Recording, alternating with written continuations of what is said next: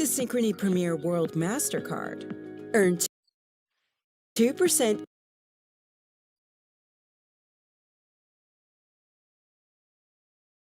cash back on every purchase.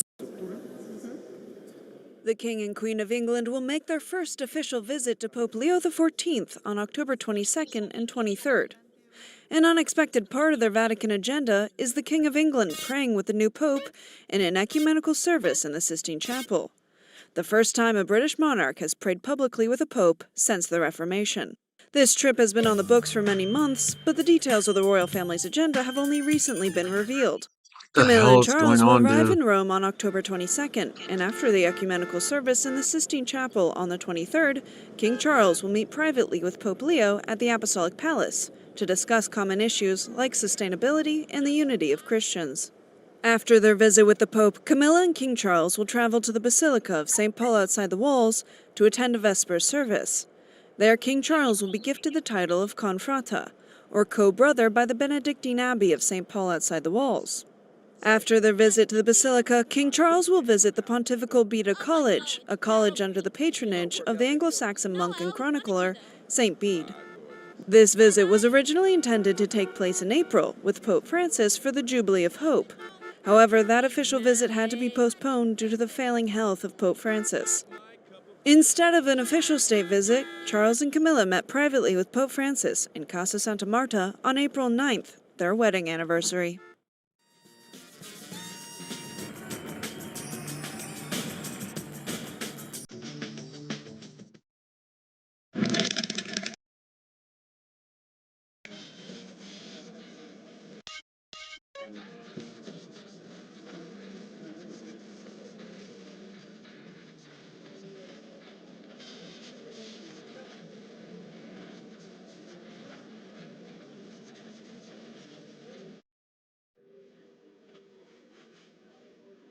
Hit me.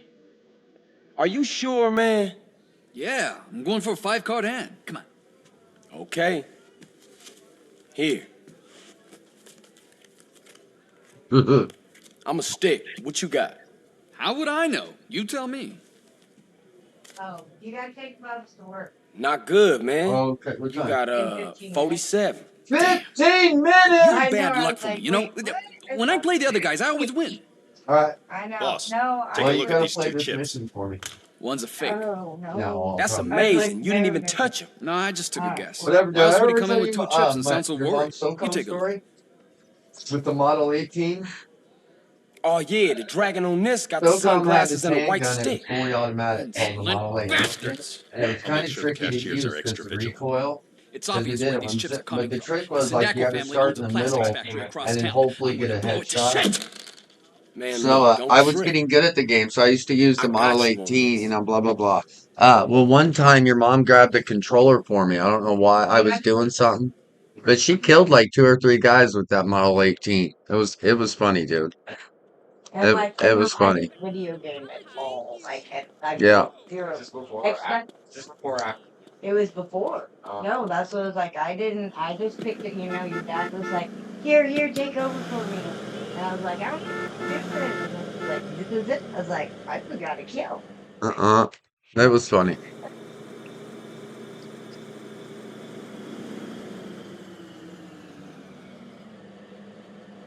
How did I get in here all the way around?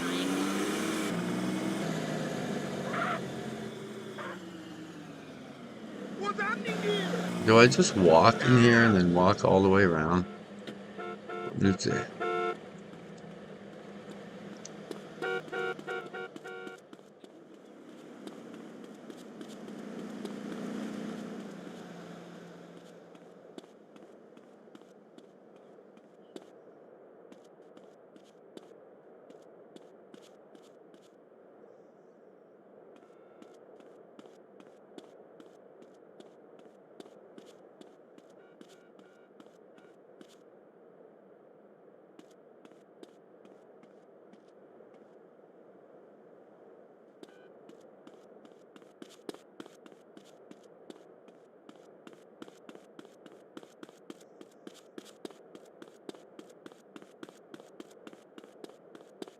I need a remote explosive, dude.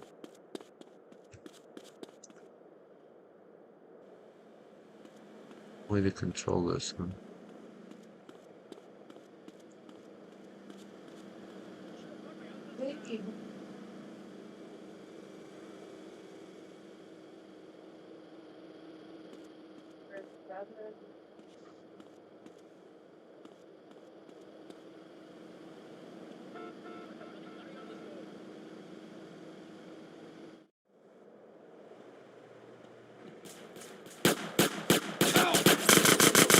As well.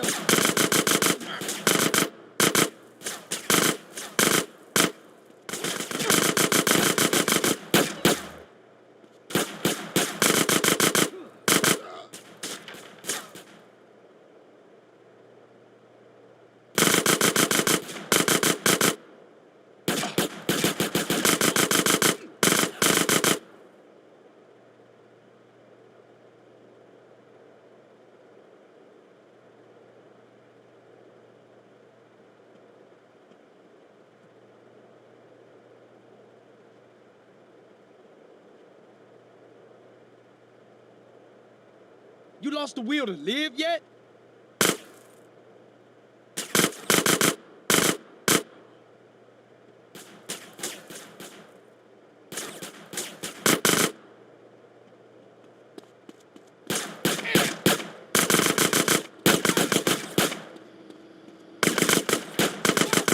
It's my constitution. Ah! Time to dig another hole. Yeah, dude, that is fucking hard.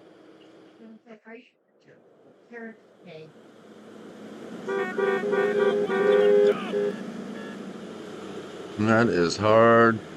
Just tricky. Too many guys shooting at me at once from too many different directions. Hmm. Man, you on one. This little chase is making me angry.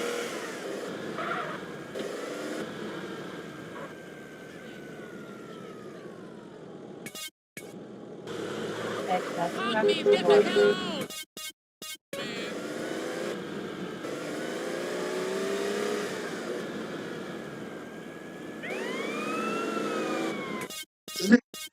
Excuse me.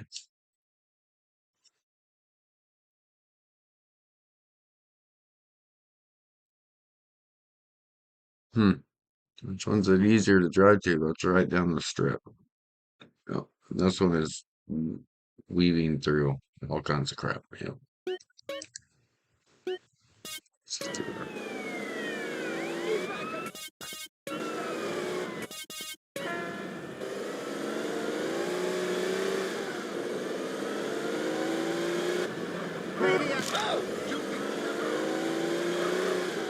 Respond to attention 17 into the Bazaar. Suspect last seen in unrated two-door.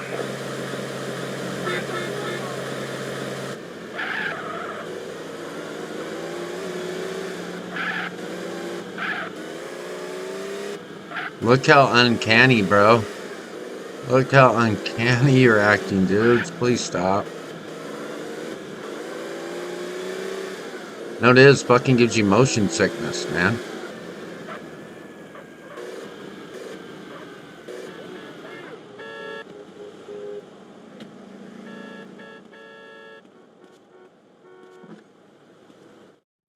whooped Australia's ass. This weekend is the ammunition. Whoa. Look at that, dude.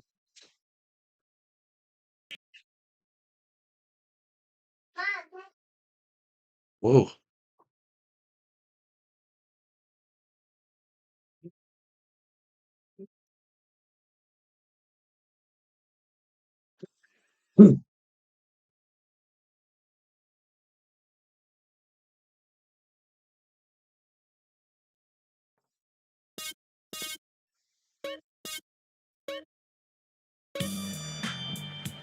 Hello, beautiful.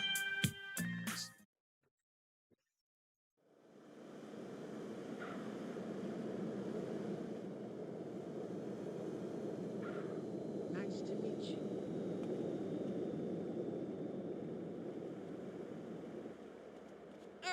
Miss? Girl, what's up?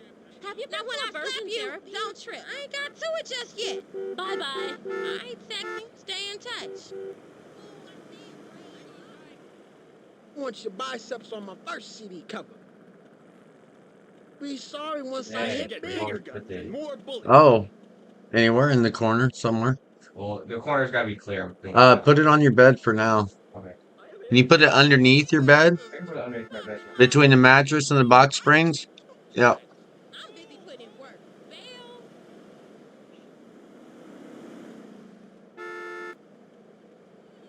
How's it hanging low? You know I did, baby. Don't you love the King's music? Hell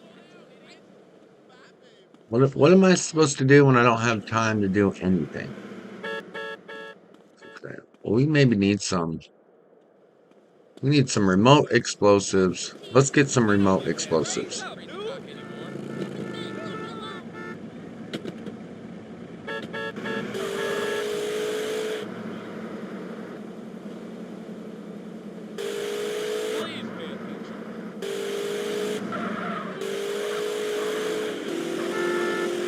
Good job.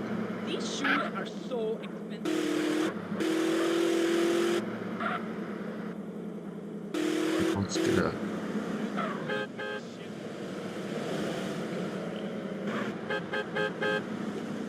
Let's get an assault rifle or something.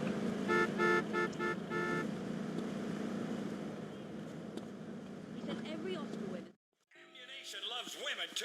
For the female sports enthusiast herself. Don't you just love the smell of gun oil? 2 handguns and a t-shirt that says you're about to get a good look at my other 44s. Ladies, tired of whistling construction workers? Next time, whistle Hope you kick some ass. high velocity rifle that'll splatter his brains all over the building site. Freedom means the ability to defend yourself, whatever the cost. For one? Yeah, that's too much. I bet. Best not to mention where you got that, okay?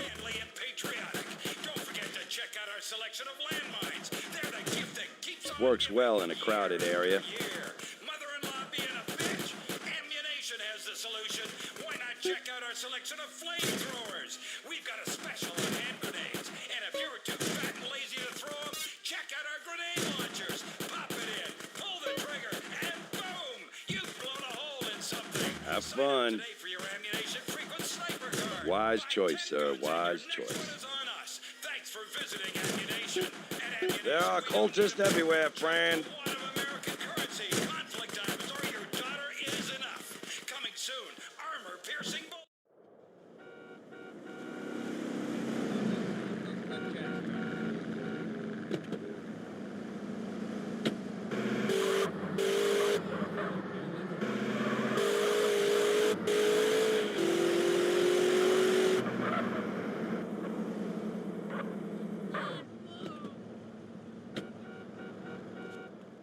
Better get on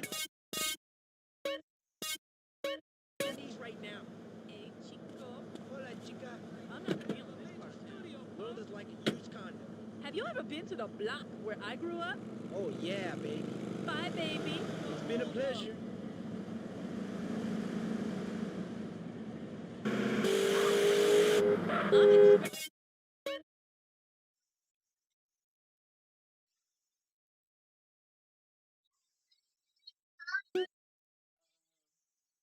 Sleep here. Why go to sleep? You're in jail.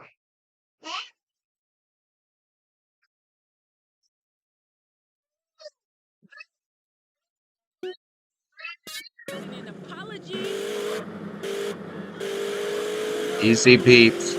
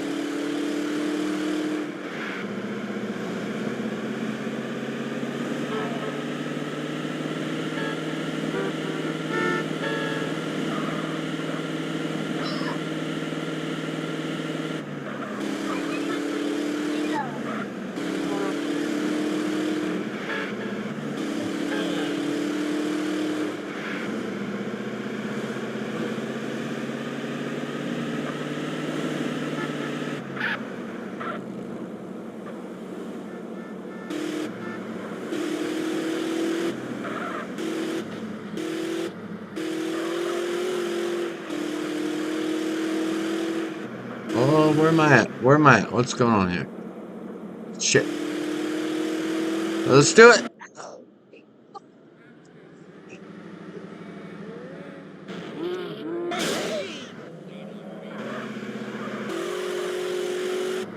Come on.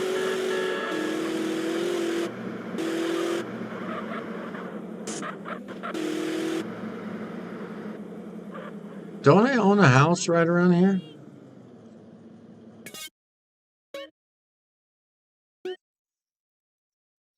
Yeah, my house is right there. Sweet. Okay.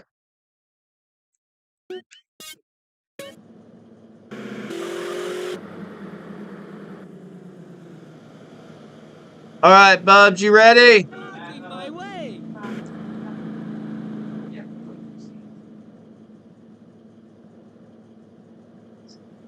Oh, Mom, will you roll me a couple cigarettes?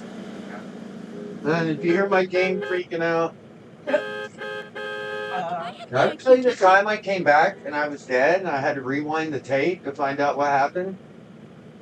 I was parked outside a store and then the cops got into a cop chase in the intersection and eventually a car caught on fire and started a chain reaction. Caught my car on fire. I burnt alive. I love a good option agreement. You can even hear my guy screaming in the Have you ever car. seen the show Law? Bye, God. You got to be late for work. What? We're filming. We're on a 9-day trek. We got confirmed. Oh, really?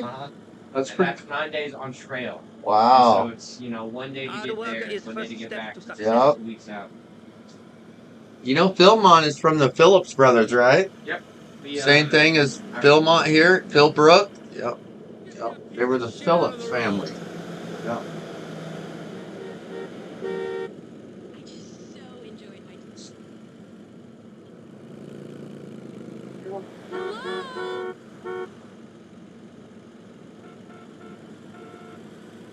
I knew I picked the right one. Pick the right one, baby. Kid me. Well, it's not funny. It's not. I just feel like you don't get the credit you're due sometimes. That's how you roll. Filth clogged the street. Don't want your hair to get messed up. You might see. Hi, honey. Hey. You showed at the top yet? No way. Bye, sweetie. Kisses. So, Get out of the way. yeah, our kids may fucking bail on us, dude. Careful, the mic's on. But yeah, bugs might move away. Miller's already snatched him, and he wasn't even fucking consenting age yet. Look, guys. I told Jaylee that So story. this is what that waiting thing is? What? About the wedding and the DJ and I was like, so wait, ran I'm off. talking. Stop, please. Dad's getting ready to leave and you can bug me. Ran off with the DJ. Yeah. No, that's No. one of those ones people wouldn't believe, and you're like, no, dude, I swear to God, like, ran off with the DJ. Let Mom talk. Isabel, get off your sister. Stop. Just stop, everybody. But no, I told her, I was like, the whole little like we're 15, 16 Yeah. and we're pretending we're like gonna be married and Yeah, gonna get married. and so then I told her all that and I was like, and the precursor was her brother that's, a little bit older than her, but the second, and I was like, and then, I told him about, guns blazing, come and rescue the girl. And I was like, oh, but it gets better. And she was like, what? And I was like, oh, like what? And I was like, yeah. And then she ran off with the wedding DJ. And no, Jaylene's mouth, she was like, what? And I was like, no, true story. I was like, I'm totally not making that up at all. Oklahoma is a real thing. Yeah. And she was like, nuh-uh. And I was like, no, for real. Yeah. Credit card bill. That's tea. Yeah. Love you. Hey, move, buddy.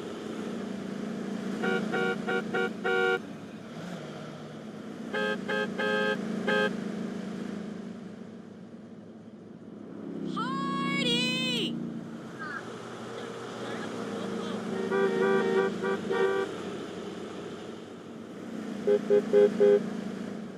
Gotta go to work. Don't play something else, baby. I cleaned what? I cleaned your room. You have access to everything on your shelf, yet you're sitting there laying on the floor doing nothing. You're not playing with the beat. Like, what is that? What are you doing? I Nothing. need a better. Baby, then look at yourself. Is this how we play? Well, I don't, it doesn't look like a game. She doesn't look like she's having fun. And I think maybe we need to come up with a better game where we're moving around. Move it, loser. Okay, so you're looking for things to throw a fit about. I already had to You're push my as way to much the as the top. problem as she is. I'm not saying she is not the problem. I'm saying you're not doing anything Out to of my help. way, punk. And yeah, instead of whatever weird, let's lay down on the ground and have a checkout counter on you, how about you guys set up a grocery store? How about you set up a restaurant? How about you do something? You're wasting my time here. Do something besides something that's just gonna cause you two to fight. Because we have a whole kitchen. Yeah. You can Take myself very seriously. bring off the couch. Like, she's a true story. Yes. Alright, these are your shelves. Okay, the Come cash on, I got register people to is pick right up. here. Yeah. You've got a shopping cart. Store. Excuse me, Animals. Oh. Like, We have Yeah, betcha, Tiger. run along now. Hey, why not stuff? Hey, come on. cash register. What is this? Move! I will say just be careful and remember that's not yeah, and Tell me you'll be Dude, and then Hey there. I'm a striving professional, lady. Have you ever driven a fister? Yes, of course. Hasta luego. See you later. Come put up this water bottle. I'm really proud of what I've achieved in my life. Thank you. You better just move along.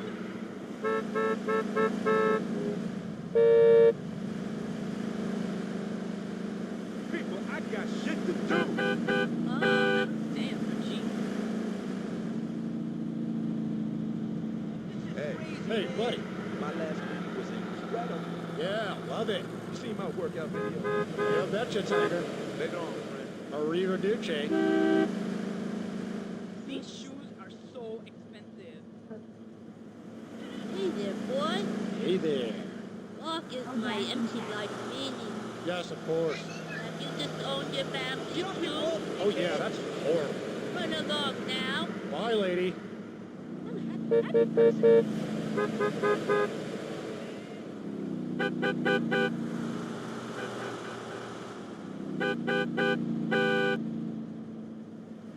I can't sit here with all this crap. Goodbye, son. Yes.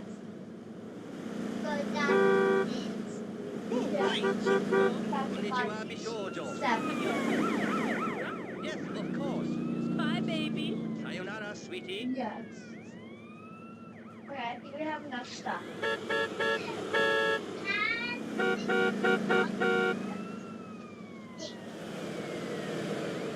Oh, come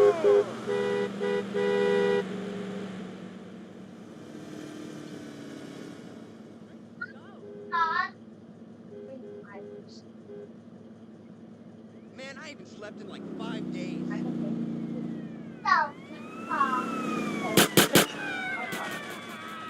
We put the shopping cart right there.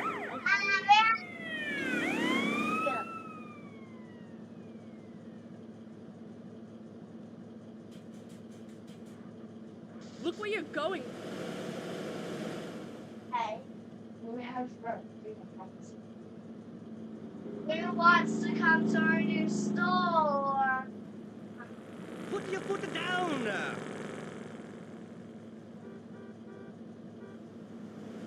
I'm in the middle of a shopping spree.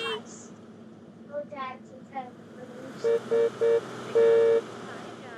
Our savior's such a racially Oh, what you doing? My wheels!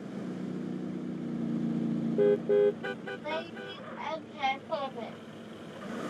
Our new store is now open, and it has everyday low prices. Please come to our store in Illinois. Thank you. Remember, everyday low prices.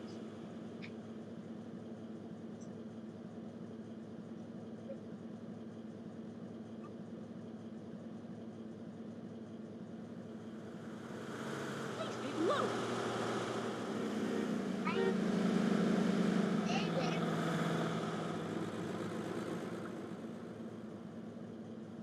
I never wanted children.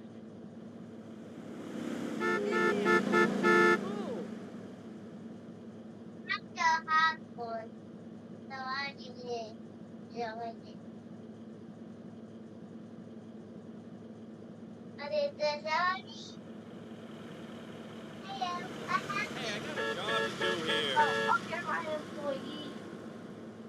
My wash cream. Just this, buddy. That I have videos to return. $50, but minus 30. It got which one? Sure. Do you want a bag for that? Are you sure? I knew this was gonna happen. Conditions. You want the card out?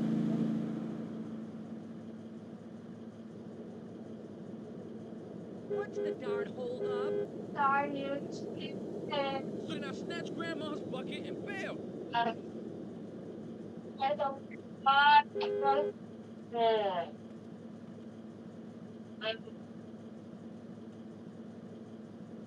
Well, this is unexpected. Century cultural thought. And you have everyday low prices. Everyday low Hello? prices. Every day, very long. So you better come to our store. So this is what that waiting thing is?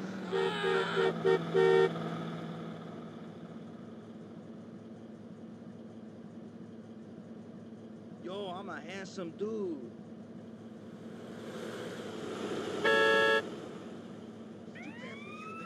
1 hour left on my shift, and now this.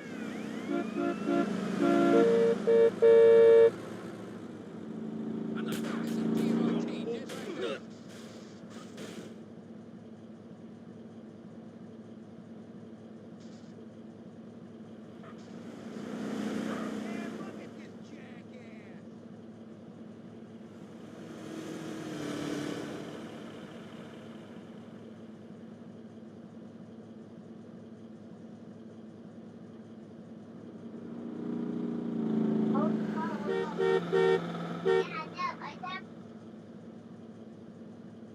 Look at add to my collection of fine things.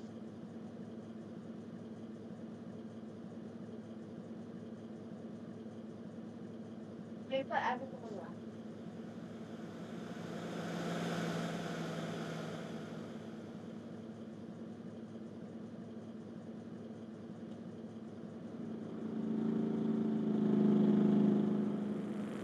What's happening?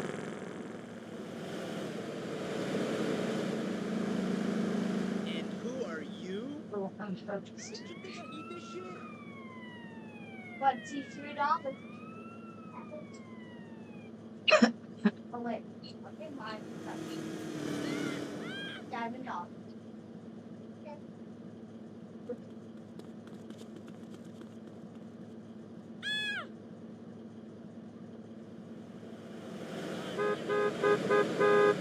the hell?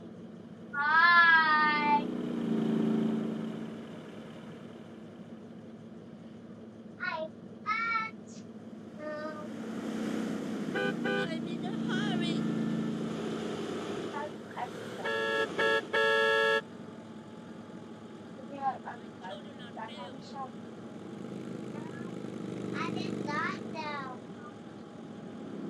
Bitch, you're blocking the street, Holmes. The door.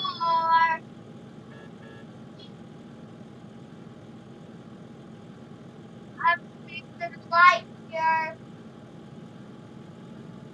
She was giving me head while You I was will on mic. love it.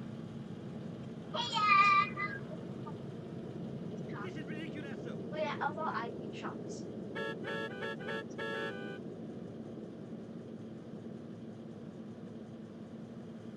Does this top drive me shit? Move!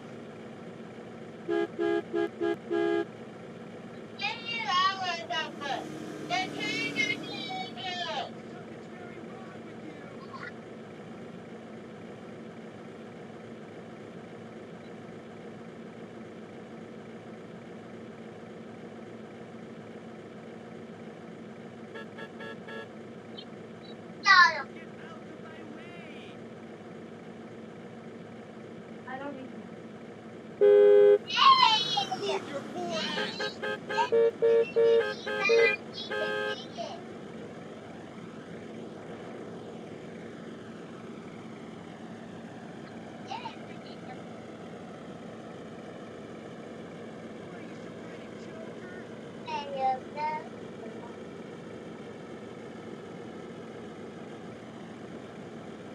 The meeting's gonna start without me. Okay.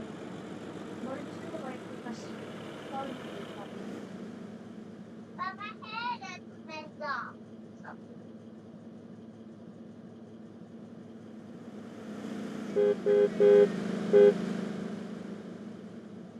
What do we have here?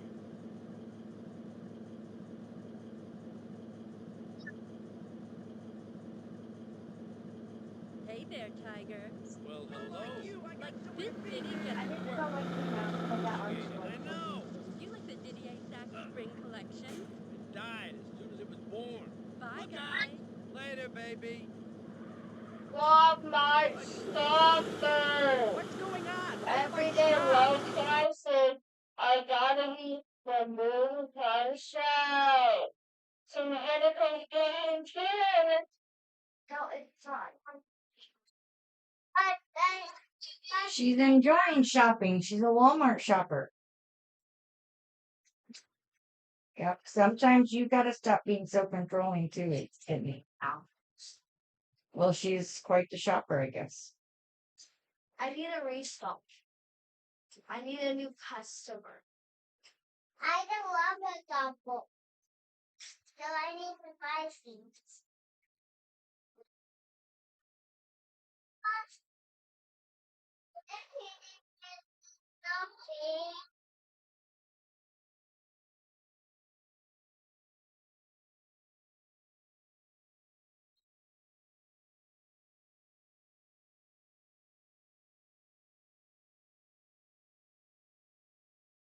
Yeah, I'm here.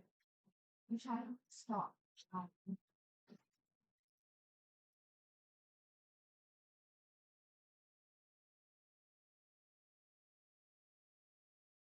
Somebody's been putting out my song.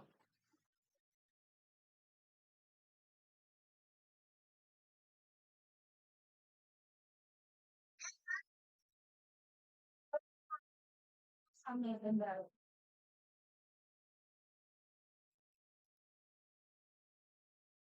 Okay, let's find out spell.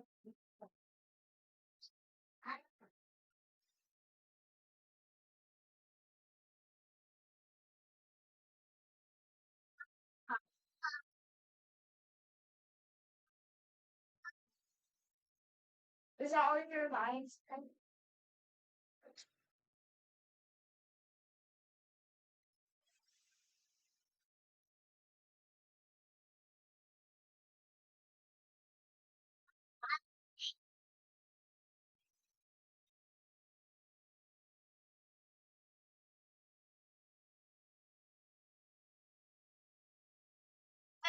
You want Walmart shoppers. The store is closing, so please have to leave Okay.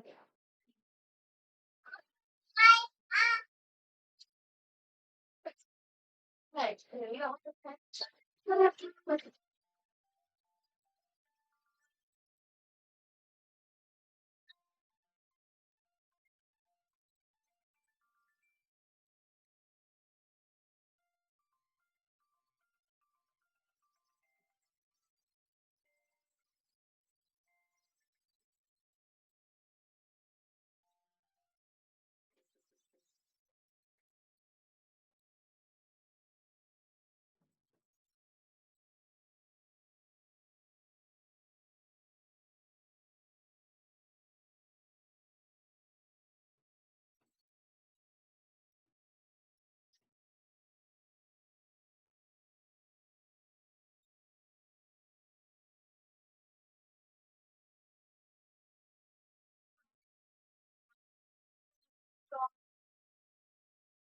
$34.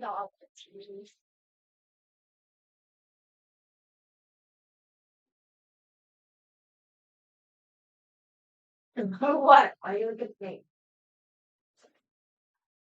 What? What, kid? What? Huh? I saw it. It's awesome. I'm a little busy kid. You guys can play.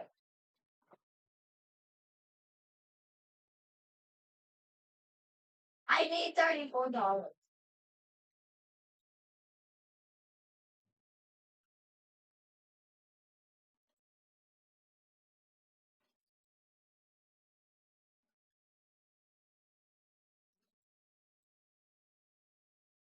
I put at $27.24.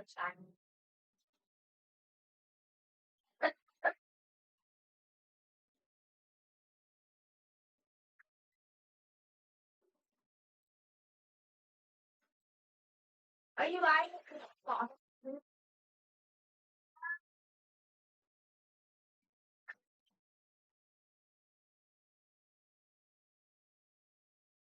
What? Give me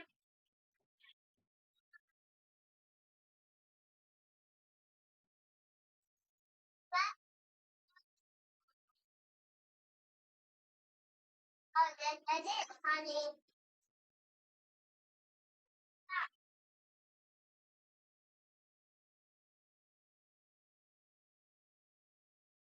Wait, I'm gonna start trying.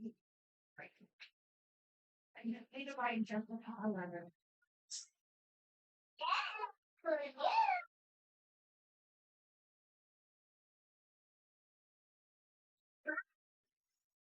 Choose.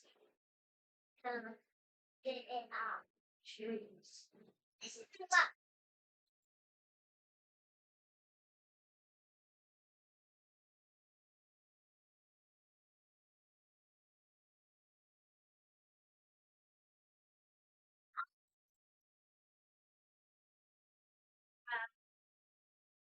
I just need right that's urgent just a call.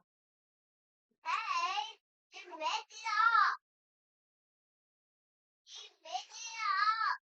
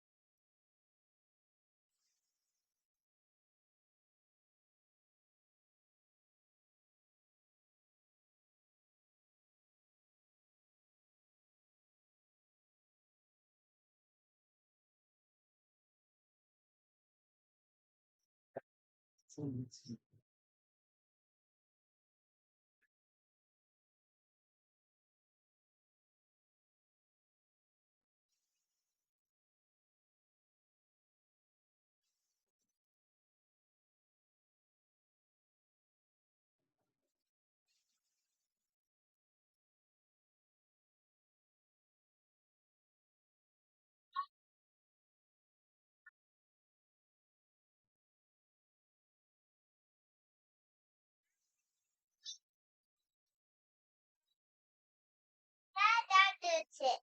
I think it is so funny.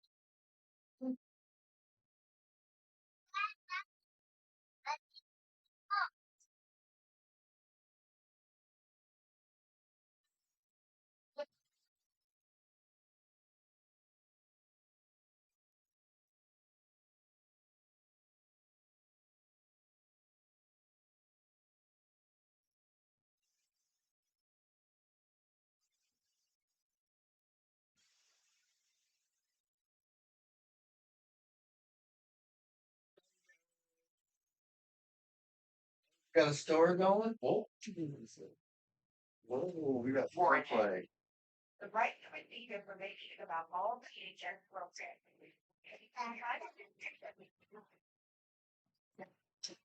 Oh, am I dead? Oh. They just have questions because of some outside stuff. Text it out. Oh no, I meant in the game. Oh, no. Right. Am I?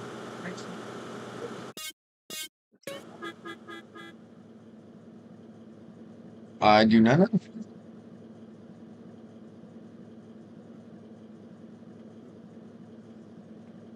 Uh-oh. Is it got to be around a certain time? Looks like it's got. Oh, it's too early in the morning. Great, it's too early in the morning in the game to go date my girlfriend, who I need to date so I can get a key card from her. I have to take advantage of her emotionally.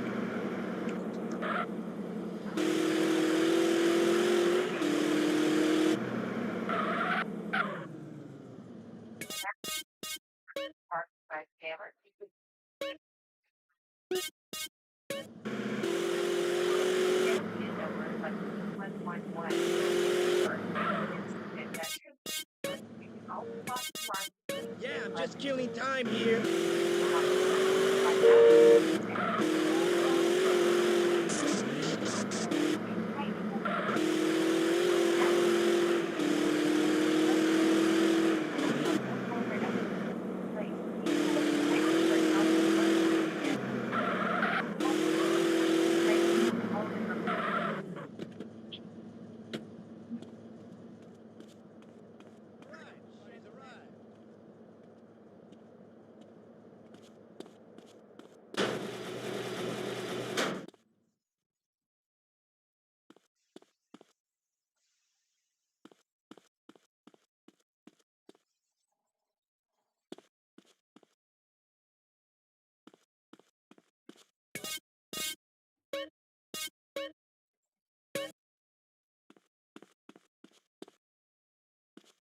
Dang it. What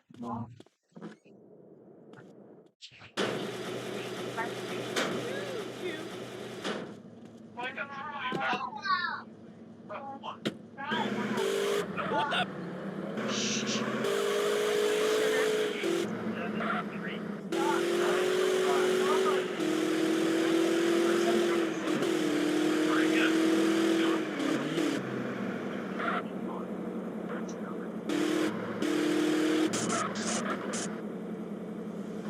You hit me, fool!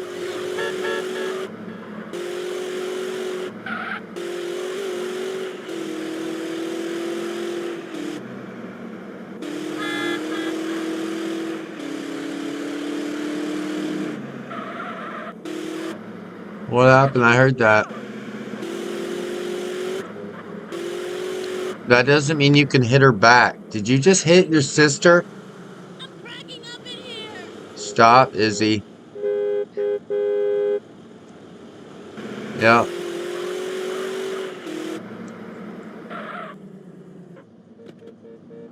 Move your ass! Hiya, baby. Hey, lady. Let's go get some food. Hell, it's your date. I'm just there for fun.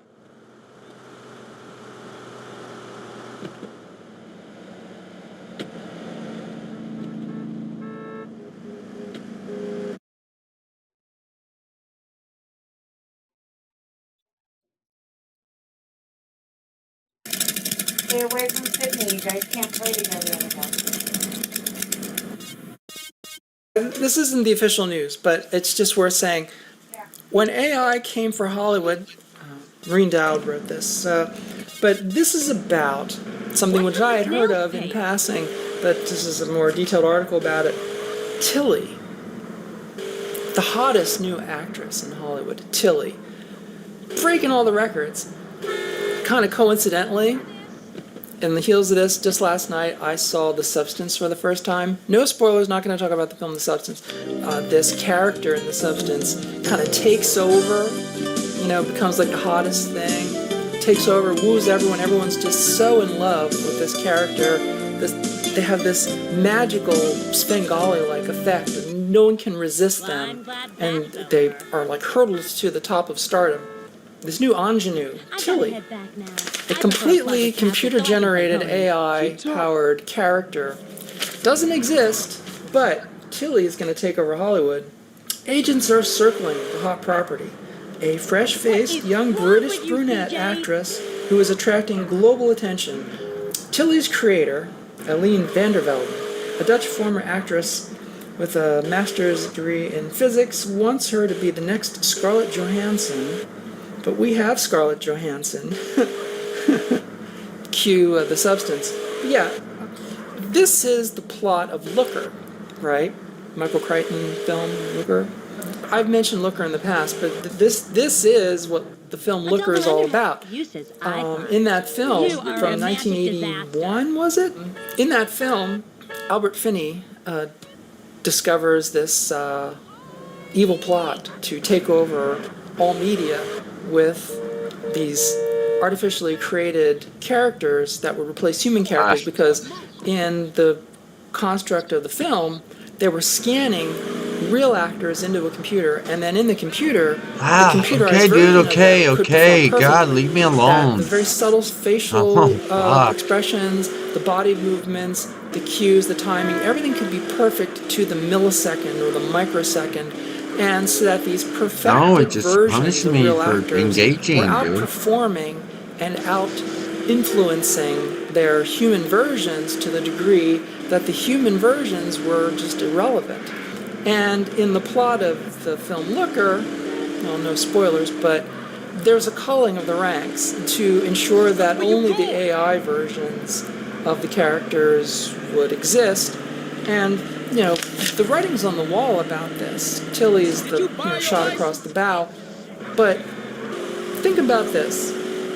Think about the last 30 years of movie making, from Terminator 2 to Jurassic Park to the current glut of superhero movies that are entirely computer generated.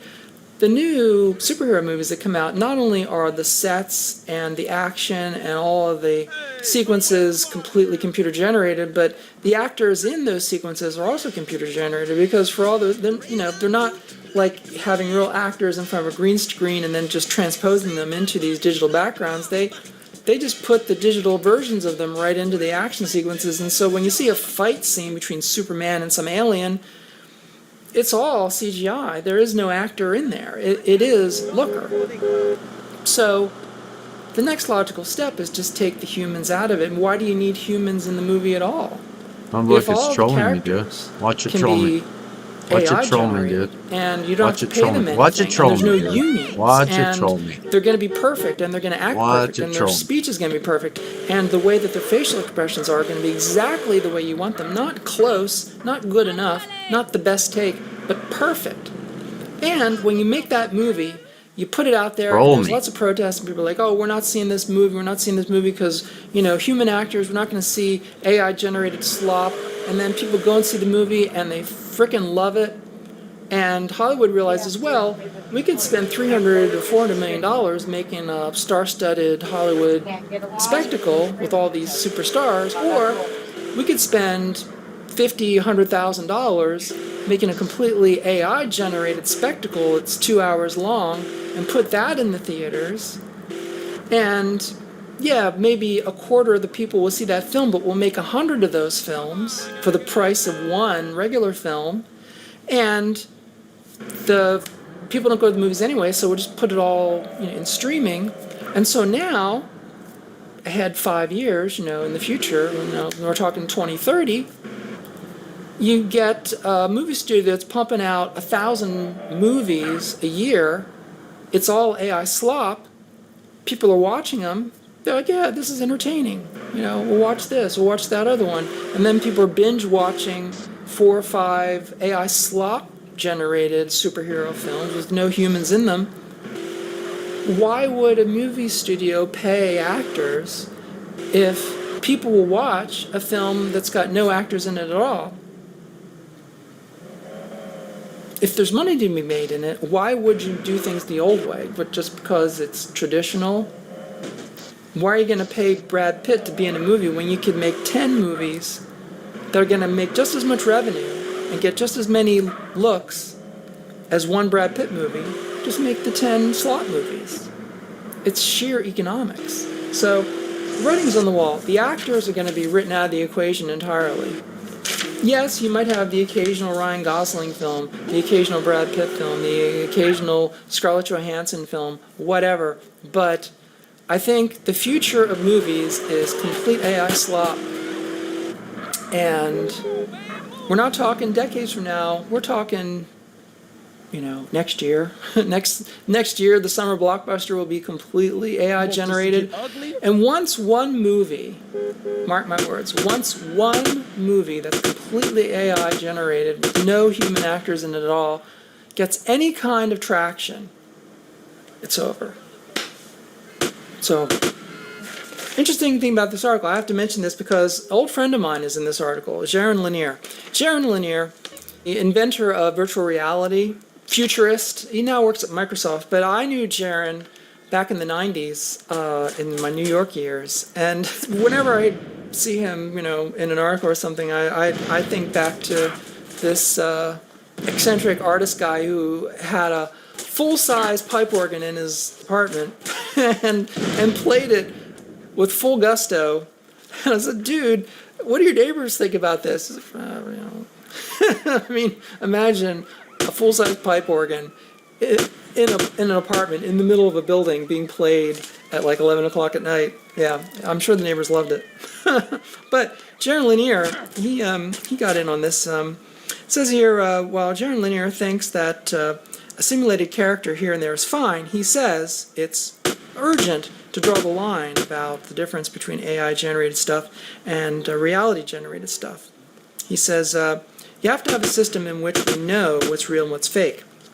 He says, quote, and I'm giving him the final quote on this, the problem with this is, if you make the whole world run by fakes and simulations, everybody becomes increasingly more dysfunctional. Everybody becomes alienated and nervous and unsure of their own value. And the whole thing just falls apart.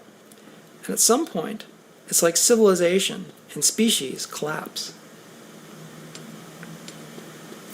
So listen to Jaron. He's a smart guy. He knows what's coming, as do I. Yeah. The monetary incentives of going completely AI slop, I mean, it's so obvious. You can own the whole machine. No more actors, no more unions. I mean, if you know anything about movie making, where do those hundreds of millions of dollars go to make a movie? Does it all go into plywood for building sets? No.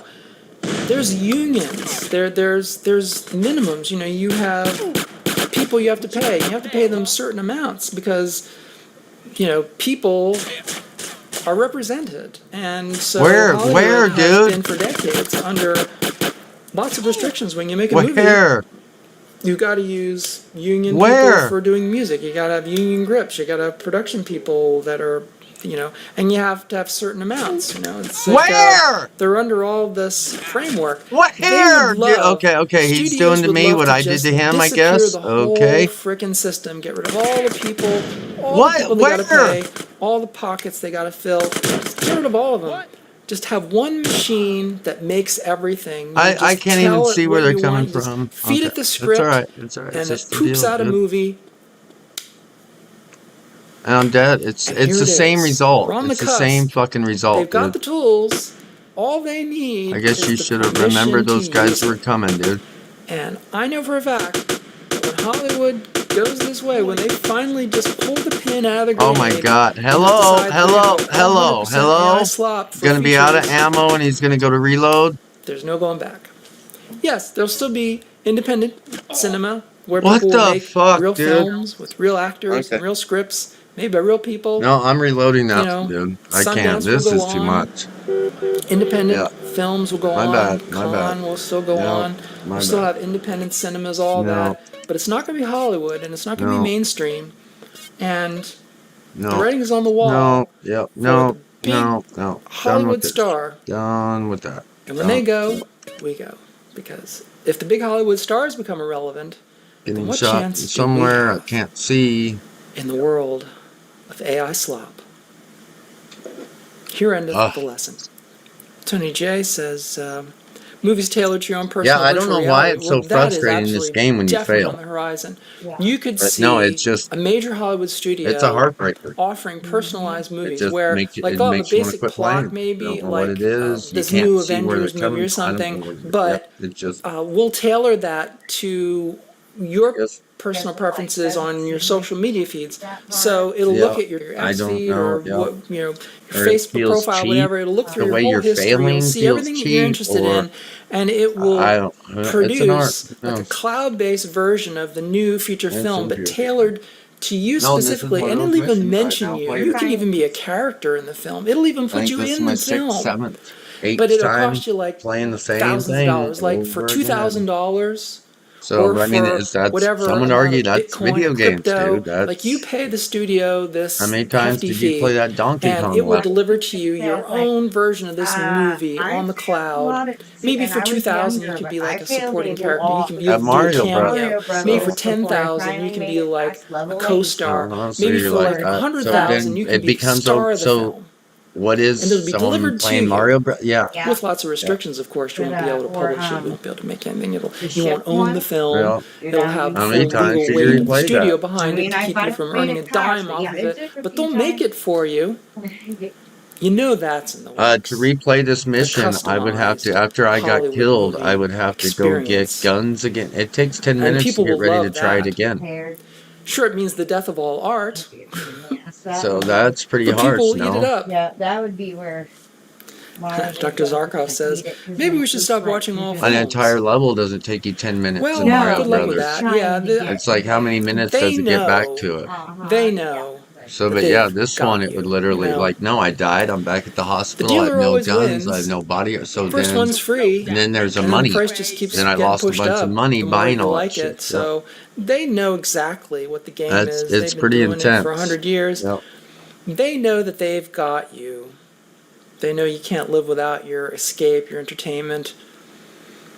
No, I mean, they know the game, which is why I'm confident that they know that they can pull the Hollywood stars out of the system. And the only way back in, this is the key, they pull all the Hollywood stars out of the system, and then they let them buy their way back in. So once they go all AI slop, it's like, yes, all the big name stars, they're going to want to keep making movies, but there'll be no movies to make, so they'll have to go to the studio, and the studio will be like, okay, well, we'll put you in the film, but we'll put your avatar in the film, and you've got to sign over the rights to your avatar. We'll pay you for it, a one-time fee for your avatar, but it'll be peanuts. You're not going to get $50 million for this film, but maybe we'll pay you $1 million for your avatar, and then but what your avatar does, what your avatar says, we control that. You're not going to have any say in that. You're not going to have last right of approval, anything like that. We're going to make the movie the way we want. Your avatar will say what we want them to say. They'll do what we want them to do. But that's, again, goes back to the thing of Looker, where real models are going to this agency and they're basically signing over the rights to have their avatar work for them. Like, this was all in Looker. And it's all coming real. But that's the way they're going to play it. Because once they go AI slop, the studios are going to have complete control, and they know it. And once they release that first movie, and they show that people will go gaga for a completely AI slot movie, then they know that they're going to have absolute total control over the whole platform, of the whole genre. And the Hollywood stars, they will have to beg for a seat at the table and pay for the privilege. So it's all coming. It's all coming.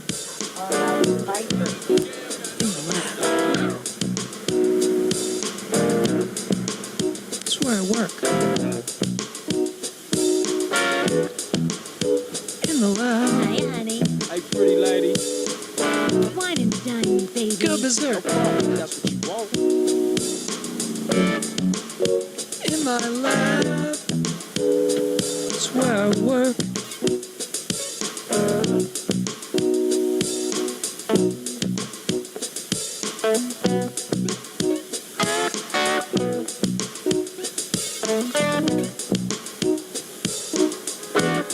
Alright, I took her to a fast food place last time. She was not happy. Oh. It's a new girlfriend. That's the one I'm trying to. Farm for a key card.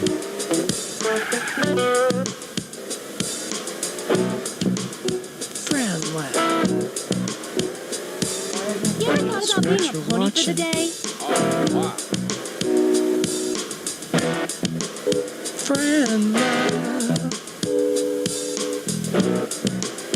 It's what I'm doing. Working at the bench again. Okay, so Out all night and sleep all day. I'm gonna take her to the steakhouse. I'm Fran. We'll see. It might be she wanted to go to the bar. I love how there's a surprise around every corner. Except when I'm surprised with a sudden allergy attack. Where she doesn't like I've hamburgers. got Claritin D to attack back. And I didn't even need a prescription for this. Get fast, powerful relief from your worst She wanted symptoms, steak, like right? nasal congestion. It's so fast, it starts working in as Yeah, little that's as better. 30 minutes. She had a better Now time. I can enjoy sleeping under the stars instead of sneezing under them. Claritin clears. Use as directed. By subscribing to iCatholic Mobile, you help fund programs that connect you to everything Catholic and provide that lifeline to others in need. With every dollar earned, a portion goes to Catholic media, education, and the formation of souls. Join today at iCatholicMobile.com.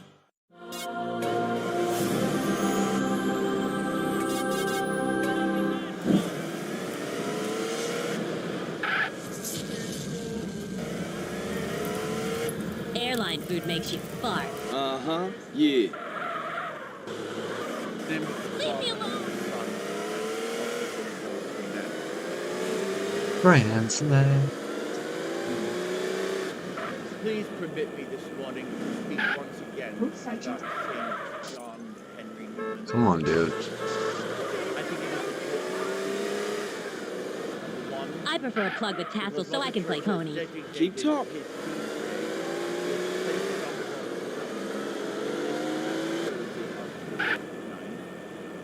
The second reason is more important. It is because of the crisis in the Catholic Church, which was brought to a dramatic head this I'll be thinking about you, CJ. Bye, baby girl. London. You might have read that the Anglican Church designated for the first time in 400 years a woman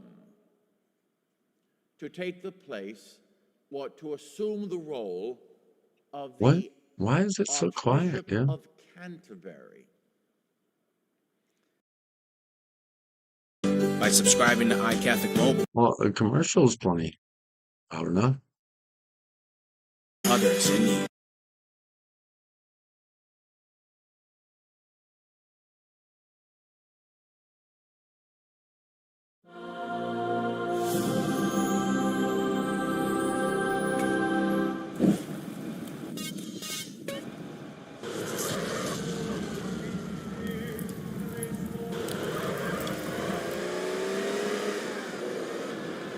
In the name of the Father, and of the Son, and of the Holy Ghost. Amen.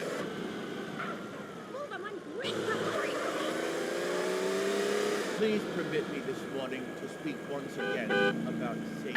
John Henry Newman. Now you hear how quiet the video is? I think it is important for two reasons. Number one, I'm sure it's a Church has coincidence. designated his feast day to place it on the calendar. I'm sure it's a coincidence. The second reason is more important.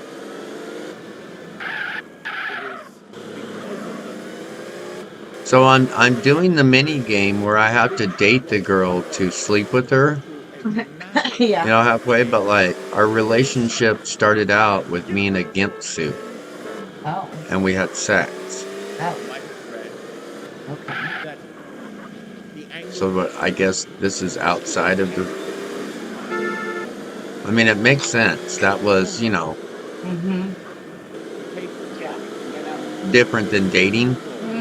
You know what I'm saying, though? Like, I can see it. Some weird, like, Oh no, that was a sexual Yeah, that's not good. freak event. Or yeah, that's not. Oh my god. Okay, I in a circle. Spun me all the way around. Whoa, what a surprise! I'm facing the other direction. Oh, and now he's coming after me like a madman. What a surprise! Okay, get out and shoot him. Get out and shoot him.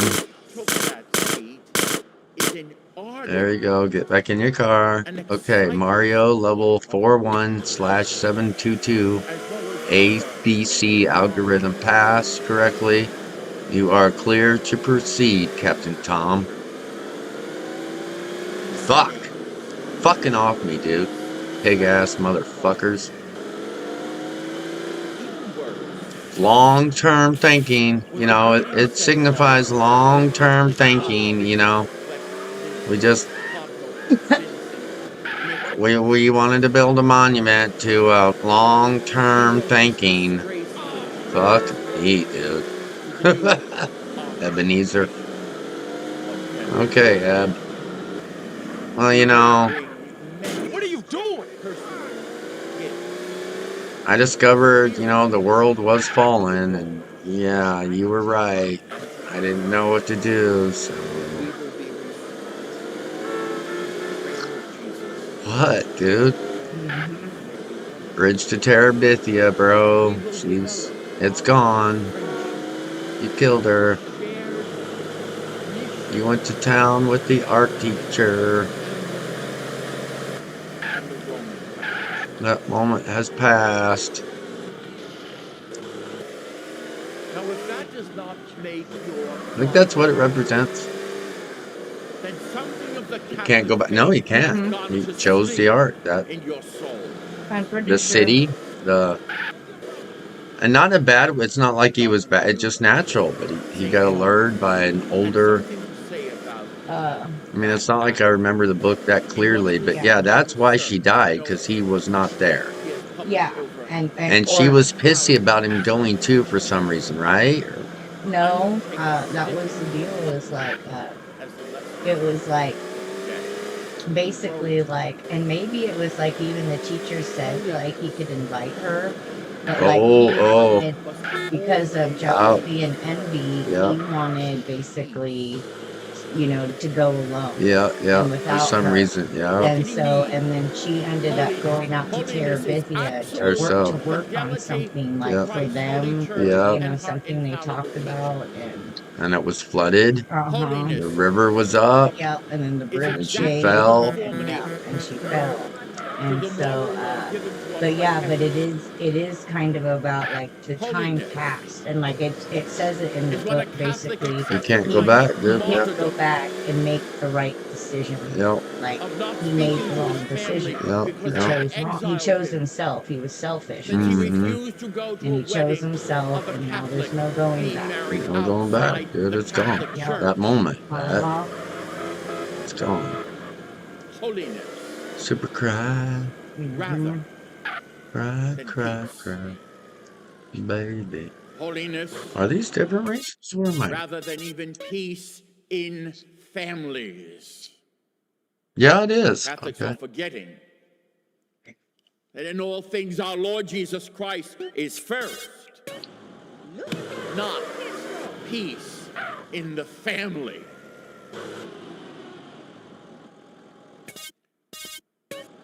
Holiness rather than peace. No, but there is, by the way, there's weird stuff going on, Mom. They've got Saint Francis's body out in public view, his relics, and like never before done that in like 800 years. Yeah. Saint Teresa is like the first time she's been in America or something. Just there's weird different. Oh, and then the King of England is going to pray openly with the Pope. Oh. And the king isn't like taking communion or anything, but like they're both going something together. And no, that's the first time since that's never been done since the Reformation. I was gonna say, yeah. Since the Protestants broke off. Never. That's never been done. Britain is very, very Protestant. No, they started their whole Protestant thing. And I don't know if Henry VIII started. Well, they say Martin Luther did. But anyways, it was the King of England. Yeah. That's a big deal. So no, that's what I mean. There's a lot of like big stuff going on. England Sorry, Chris. Yeah. betrayed the Catholic Oh, faith poor girl. in Why order to can't Daddy save help? their necks. Why are you all teary-eyed? Except one, Stop. No. and his neck was placed upon the guillotine. What? Don't yell at me because it's about. So? That hurt your feelings? What? What? You guys aren't getting along. Don't hit your sister. Then peace. Whatever you did, she didn't start crying for no reason, Sydney. After That's this hard to disgusting believe. statement of Cardinal Nicholas So you II, asked her not the to bite Jesuit you, and then French she monk, just started crying like she was hurt. Baby. What? was in tears. He said, Would "What you was believe this? that? A successor of the apostles. Would you believe that? He said, my What? Just talk. Jesuit forefathers, Jesuit martyrs in England What? died in the dozens Huh? to maintain the teachings You of what? the Holy Catholic Church. And what is this? You're Catholic fine. You're not in Archbishop of trouble. You Westminster can just talk. do? You're the one in trouble. With yourself. What? Men like that. Charlie, And he is not the only one. And it's not only in the hierarchy. Well, why didn't you tell Mom that? Catholics like that are delivering our Lord Jesus Christ to his death once again You didn't tell me that. as effectively as No, the don't. Pharisees I had to drag delivered our you. I had to Lord drag that to out of the you. Romans. I had to drag that out of you. So don't tell me. I had to sit here and beg you to say that. So don't blame it on me or your mom, dude. Holiness, No, how many times do I have to tell you? peace. I know. So don't blame that on dear me. Catholic friends, Anyways, what? What are we looking at? but you, by the grace of God, Yo, you dropped the have bomb not. on me. Please act like it. Where's your ruler? One, look, you're already kind of You off. shit to me now. I think you need a ruler. Where's your ruler? So you can get these lines.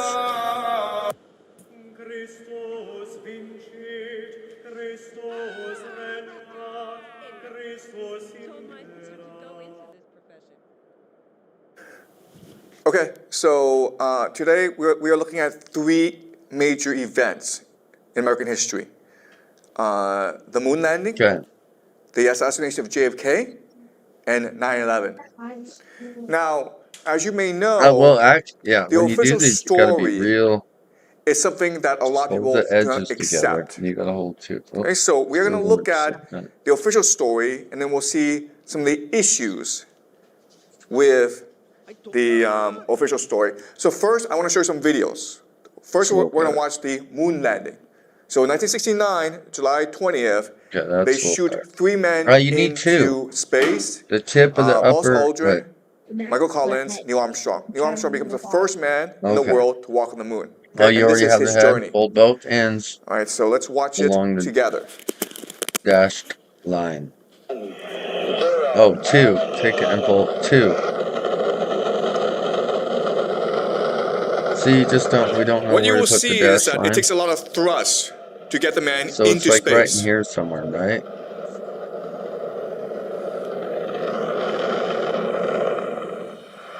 Yeah, like this. 2, 3. Down 2.5. Picking up some dust. So it would be something like this, and it'd be at an angle. 4 forward. See that angle? 4 forward. Drift into the right level.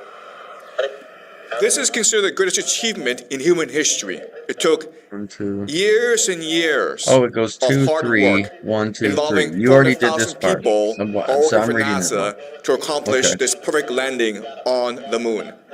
Alright, should I fold that down? Don't fold it yet? Well, do you? Well, do you crease that? What's the meaning? Are you gonna crease that? Do you think that's it? What is amazing is She that this said is she being didn't hit broadcast live from the the baby moon hit her back face to on her knee. NASA. So their technology back then is far That's superior what to she's our saying. technology And then today. she was saying, no one would listen to her try to explain herself. And I told her, I don't know about that because I was sitting here. Like, I had to drag it out of her. Like, I had to come on, talk to me. So I wasn't really buying. The baby hit her face on the knee. Yeah, when she's trying to bite. So, I'm sure she needed it right in the face, maybe. Anyways, but yeah, she was upset. You wouldn't listen to it. I wouldn't. Yeah. No. Yep. And it hurt her feelings. I know this looks fake, but it's not, okay? This I is know this looks fake. official NASA footage, live from the moon. And this is the best part, okay? The best part is when they return from the moon back to Earth. You see how easy it is? It's just like they just fly up. What? No resistance at all. Okay? Perfect. Humanity's greatest achievement. Now, what's amazing is that while they were on the moon, President Nixon and the astronauts had a phone conversation. No to your jalapeno because I was already Okay. putting some in the quesadilla. Oh, and I was like, nope. no, I'm telling you though, that is, I can taste the healthy in it. Like, no, I can taste it burning. You can like a large drink of Coca-Cola. This is being Like, you can broadcast taste live to it. That American is, people. that is good. That is burning that crap out of your mouth. I think I noticed it with the breath No, just like you mentioned with Coke. No, you can feel it, like in the back of your throat. Yeah. Like that heat and burn. Yeah. I'm talking to you by telephone. Medicinal? It almost, that's a good word. It almost feels medicinal. The most historic telephone call ever made from the White House. I just can't tell you how proud we all are of what you have done. Yeah, what do you think about that in China? This has to be the proudest We'll day see of our if that's lives. his point. And for people Now that China knows how difficult it is going to outer space and stuff, with Americans if they think we in fake it. recognizing what an immense But feat supposedly this is. they put a satellite on the dark side. They landed on the dark side of the moon. We never did that or something. A part of man's world. Okay? The heavens have become part of man's world, right? Remember how last class we talked about how they wanted to bring the heavens down to earth. Okay, this is the idea of inversion. Okay? But do you see how amazing it is that they were able to have this seamless phone conversation? I think that's the Antichrist now. Okay. Like, it's not necessarily some evil, but it was like when we were kids, and I was trying to explain They go to the them how, moon, and you would think Catholics are more that they Catholic would now come than back, they were and they're heroes, Dude, right? almost no one believes in Imagine if the miracles or school magic took you anymore. all on a trip to Mount Everest. They thought that You spent shit 6 had months all been climbing made the up world's in tallest mountain. past. It You was come just- That's back, before I knew about and you flying feel saints and shit. amazing, right? You feel on top of the world. You're excited. You want the whole world But to no know one about knew it. about quantum yet. No, it was a They should Newtonian be feeling the same world, and thing, they right? really did almost close the Okay, door. here's a And I press was like, conference I think after that's what he's gonna, that the mundane, the world we all fucking push back against. Your little box, and you drive to another box, and then, or you get to a box, and then you drive on little box streets, or even little rectangle streets, and then I was like, I'm pretty sure that's him, dude. Everything's square, everything, and yeah, you will be mentally ill. Depression, no, that will be just, there's something wrong with you. And I think that's the stars and the the solar corona in Antichrist. spite of the glare.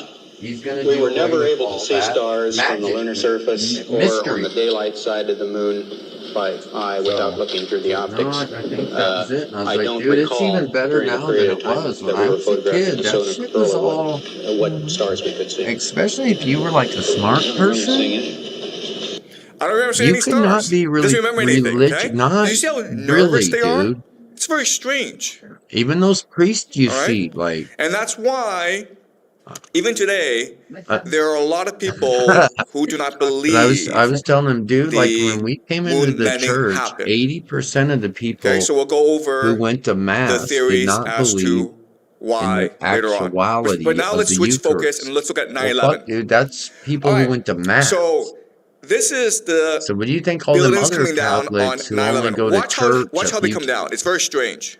So anyways, it was North like, Tower dude, it came was crashing down. the mundane was right there, dude. There was almost nothing safe. Everything was a hook. Everything was a grip. So this is Everything strange was. because a I was plane like, hit I that wonder building, if that's right? really Now it's who on he's gonna fire. be. It's very strange that the building could An come atheist, like a straight true. down like that. It's almost he's like a gonna be an demolition. atheist, I'm not dude. saying it's a demolition, but it looks kind of strange. Okay. What's even Like not stranger evil per se, is but that yeah, there were two he's planes gonna think that God is a hit man. the Twin Towers that day, God's not but a there were man, three dude. buildings which came down. Jesus The is North Tower, only the South half Tower, man, dude. and building number 7, which was So what do you across the think street. God is Nothing like? hit that thing. It came down. Okay? Yeah, I think so. So let's watch the video. Oh, I was gonna ask you, what do you think about? It's on fire, okay? But whoa, Okay. it's kind of strange. I'm just asking. No, I was gonna ask you that pile. How much of that is? Straight I'd down. already thought about that. Yeah, let's get some stuff on that. Nothing hit that. Nothing. A plane did Oh not my hit gosh. this thing. Okay.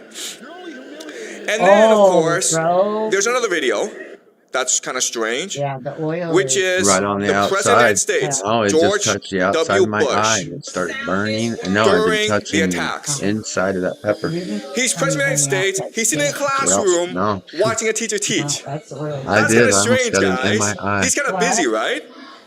He's spending the entire morning No, while the you attacks guys are happening, just sorry. watching the class being You taught. cannot play with each other. His positioning is You're just weird fighting too because much. if you are A little bit a more president, time. you should be behind. This is his assistant telling him there's an attack. Why is he being rushed out of that room and being put in a safe place, right? How am I Okay? supposed to get into this mission? He's just sitting there. America's being attacked, and he's just sitting around with kids. Mr. President, are you aware of the reports of the plane crash in New York? Is there anything talk about that? Thank you all. Okay, so a reporter is asking him, Mr. President, do you know that America is being attacked right now? And he's like, we'll talk about it later. He's not worried. At this point, no one knows who's attacking America. No one knows how large the attack is. As President of the United States, he should be rushed immediately to a safe location. And he's not worried. He's like, we'll talk about it later. Very, very strange. Okay? And that's why, even today, people are suspicious about what happened. Okay, guys. So, having seen the videos, let's go over what happened, okay? You're gonna be wrong. Well, then I guess you need to go apologize to your sister and give her a hug. Sorry, bye. Okay. You don't want to. So, let's talk about the JFK assassination. On November 22nd, 1963, JFK was assassinated. And there's a... Lyndon B. Johnson, new president, he organizes a commission called the Warren Commission to investigate what happened. And they produced this huge, huge report, 1,000 pages. And the report says that only one person was involved, Lee Harvey Oswald. And he was able to kill the President of the United States because of his communist sympathies. And that's it. Okay? There are certain problems, though, okay? So this is the President of the United States, and he's in Dallas touring Dallas. I want to point something strange about this picture, okay? You see how in the front, JFK is in the front, but all the security is behind him. That makes no sense. What's the point of security if the security is all behind him, right? Because if someone rushes and attacks him, They're too far behind, right? Also, you see how the bodyguards and the police officers are to the side? Well, that's to prevent snipers, right? So my question then is, why is this car behind structured in a way to protect the people inside, but the car carrying JFK, it doesn't have any bodyguards? That's kind of strange. All right? This is the location, the map of the motorcade. So JFK, he's streaming down, and then when he gets into the spot, Lee Harvey Oswald is able to take 3 shots at him and kill him at the spot. So Lee Harvey Oswald takes 3 shots and kills JFK. But as you can see, the problem with this location is there are actually lots of places where you can take a shot at the president because he's in an open car with no security. And there were a lot of witnesses who believe that there were other shooters as well, at least one more shooter. And they heard the shot from other places. Many of these witnesses, almost 30 of them, were all killed or they died mysteriously soon afterwards. That's very strange. This is the menorah, okay, which is a holy candle in the Judaic tradition. You see how the shape is very similar to this plaza called the Alien Plaza? What's also interesting about the Alien Plaza is it was the site of the first Freemason large temple in Texas. Whoa. Okay, so there are these religious significance to this place. It was almost like they picked this place for a ritual sacrifice. Okay? So we'll talk about the Freemasons later on because they're very important. The Freemasons are the ones who some say control America. Okay?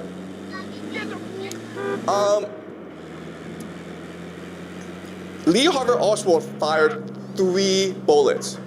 And there's 1 bullet which hit JFK. But it's called a magic bullet because it was also able to ricochet off JFK and hit Governor Connolly, who was also sitting in the car as well. Okay? So they insisted that there was only 1 shooter. He fired 3 shots, and 1 bullet was able to injure everyone because the bullet was a magic bullet. That was in the official Warren Commission. Okay? So Lee Harvey Oswald, he's been arrested and he's been charged with killing the president. This is Lee Harvey Oswald. When he's going to court, he is ambushed by a man named Jack Ruby. You see how close Jack Ruby gets and shoots Lee Harvey Oswald point blank. Okay? Now, this is a strange picture because, first of all, how did Jack Ruby get so close? There was no security. Second of all, you see how Lee Harvey Oswald, he's being held in place by 2 police officers who are much bigger than him, right? So it's very hard for Oswald to dodge the bullet, okay? That's number 2. Number 3 is, you see his reaction. He is a trained police officer, and he looks scared. He looks confused. If you are a police officer and someone comes at you menacing, right? You know to push him away or draw out your gun. But you see how he just freezes. That goes against his training. That's very strange. I'm not saying that this is a conspiracy, but I'm just saying how this doesn't really add up. There are lots of questions that are raised by this. Also, JFK has a brother, Robert F. Kennedy. And in 1968, Robert F. Kennedy runs for president, and it seems as though he's about to win the Democratic nomination. And then he gets killed too. And again, the question is, how did this happen? And it's a mystery how this man, named Sirhan, and he does not look like a killer, okay? Lee Harvey Oswald does not look like a killer. He does not look like a killer either, okay? But they charge him with a crime, and he's still in prison. Even today, he's saying, I didn't do it. Okay? All right. So now let's look at 9/11.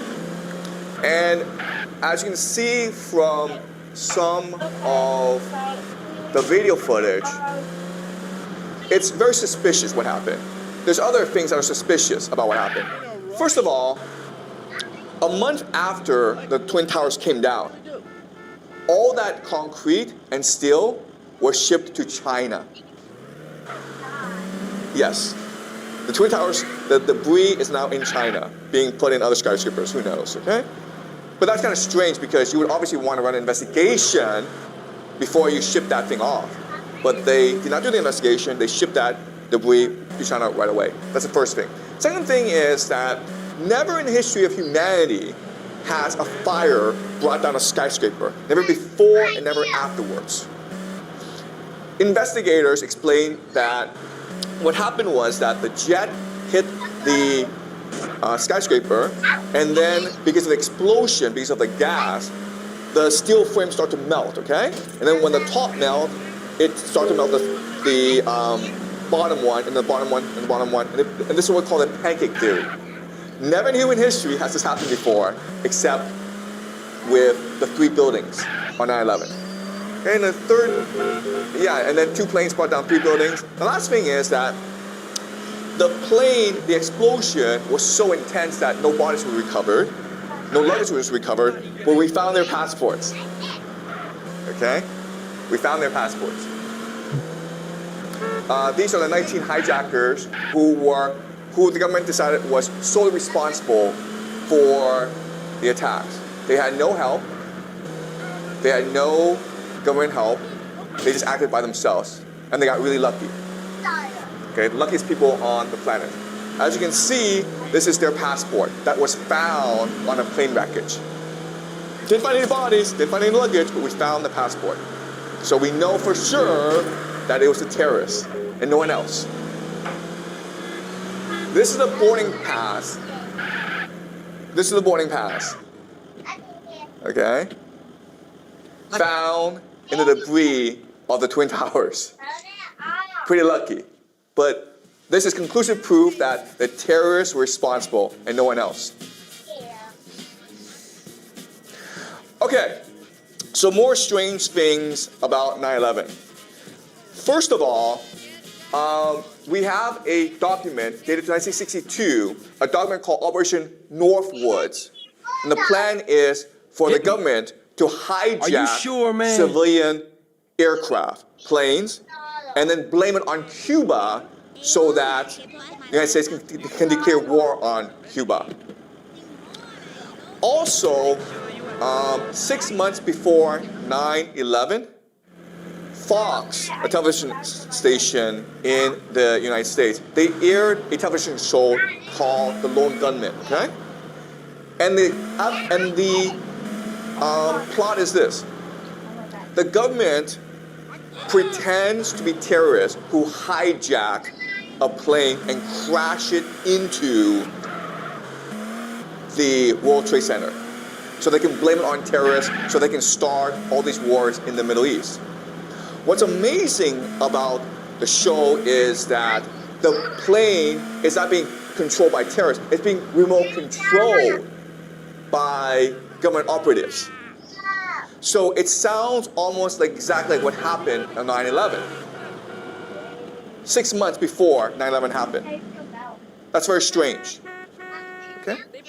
It gets stranger. This man is named Larry Silverstein, and he is both the dumbest and the luckiest businessman in the world. He's the stupidest businessman in the world because 6 weeks before 9/11, he buys the lease to the World Trade Center. Okay? Why is that stupid? Because the World Trade Center has asbestos, like a dangerous chemical. So they had to clean or remove the asbestos. The problem is the cost of removing all that asbestos would have been more than the value of the Twin Towers. That's kind of stupid, okay? Why would you lease the Twin Towers knowing that you have to put all this money into renovation, which would bankrupt you?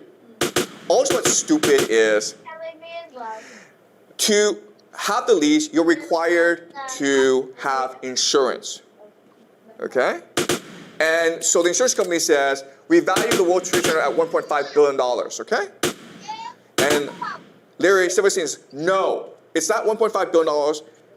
They are worth $3.5 billion. So he is asking to pay more insurance than he needed to. That's kind of stupid. But again, he's the luckiest man in the world because 9/11 happens, and guess what? He can now claim that 2 towers were struck, and therefore he should get twice as much as 3.55 billion. He should get 7 billion. And he sued, they went to court, and he got 4.55 billion. Okay? He's also lucky because he's a workaholic, he never misses work, but that day, because of a dermatology appointment, he had to miss work. He wasn't there when 9/11 happened. The luckiest man in the world. Okay? So this teaches us that in life, do not be smart, just be lucky. That's all you need. All right, now, I know all this sounds suspicious, but there are lots of reasons why we should just believe the government. Okay? Why we should believe the United States government is telling us the truth. That 9/11 was done just by 15 terrorists operating alone, riding in help. That JFK was killed by one lone gunman named Lee Harvey Oswald. That the moon landing was actually real. Okay? So let's go over the reasons why we should never ever believe conspiracy theories. Okay? The first reason, of course, is the government will never lie to us. Okay? That's the first reason. It's probably the best reason. Second reason is, well, the government is too stupid to do anything like this, okay? They're incompetent, okay? The third reason is, why is there so much evidence that there's a conspiracy theory, right? If the government is so powerful, if they're capable of doing these conspiracies, surely they can cover it up as well. Why is it on 9/11 we have all this footage? Okay. Why is it that we have the passports? Why is it that we have this TV show? Why is there so much evidence? That makes no sense, right? So the fact that there's so much evidence suggests to us that the government is not involved, okay? Because the government is so powerful that it can just cover everything up, right? The other thing is, NASA has 400,000 people working on the space program, right? Why hasn't anyone come forward and confessed? Why hasn't anyone told the truth? That's kind of strange. So the fact that so many people were involved, every day no it one be has trolling. Every day it just be trolling, dude. The government's telling the truth, okay? Every day it just be trolling, dude. Every day it just be Someone might have told trolling. a friend or a family member, Every or day. just might have gotten drunk and then, done a YouTube video. Who knows? Okay? Every But it's day very it hard to just keep be 400,000 people under wraps. trolling. Okay. JFK, why not they kill in public? Why not just make it a private thing? Just give him some poison. He dies. No one knows. No, this Why make last it into a part is spectacle? getting difficult to finish, dude. So another reason to This doubt last part is getting conspiracy difficult theory. to complete. And the last thing is, you guys. if the government was really involved, they would not allow us to discuss this, right? They wouldn't allow me to find this video online. They could just cover it all up, right? All these videos I've shown you are online. So this tells us the government doesn't have anything to fear, right?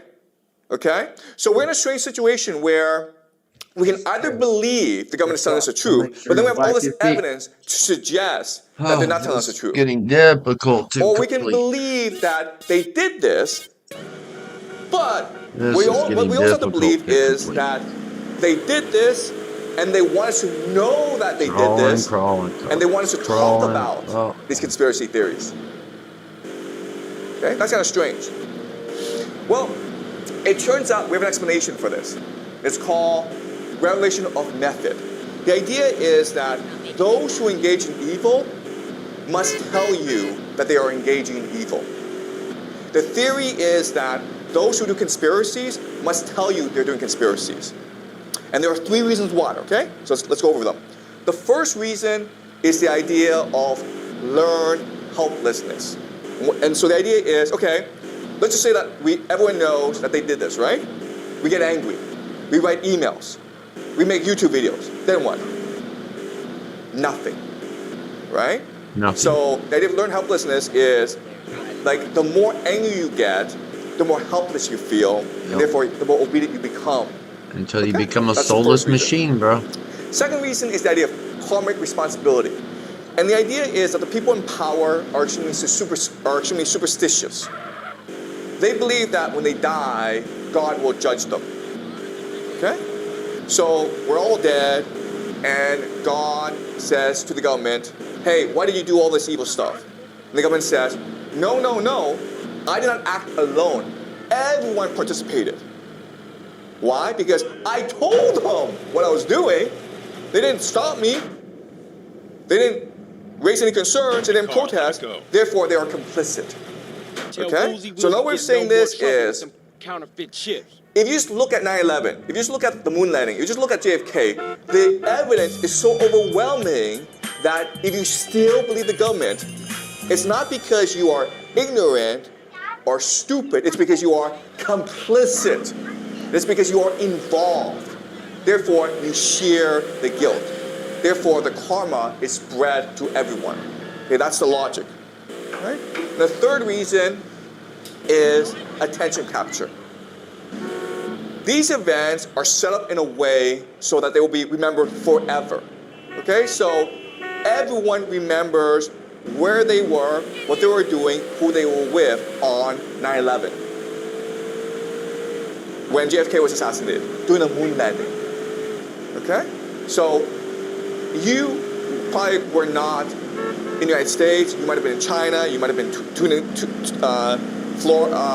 Tunisia, you might have been in South Africa, it doesn't matter. Okay? You could have been on the moon, okay? But you still remember what you were doing on 9/11 because it's etched into your consciousness. And that's the point. The point is to control people by controlling how people perceive reality. Okay? Because then you have the power of God. Okay, so these are the three major reasons why they will do this evil, but they will tell you they did this evil, and they want you to discuss and continue to discuss why they do this evil. Okay? So even today, people are still writing books about JFK. People are still writing books about the moon landing. It's allowed because it's attention capture. Okay? It's like the idea of top of mind. So if you're a company, you don't care about bad publicity. All publicity is good because it's top of mind, right? So if you are hungry and you want to go out for lunch, what's the first thing that you want to eat? It's the first thing that comes to mind, right? So maybe pizza or hamburger. Okay, that's the idea of branding. So that's what they're doing here. They're trying to control your reality through these events. That's what I like. Okay? Does that make sense, guys? Hey, any questions? Take it easy, all right. Buster. Now what I want to do is look at a question. Okay? Let's look at certain questions. Why is this happening?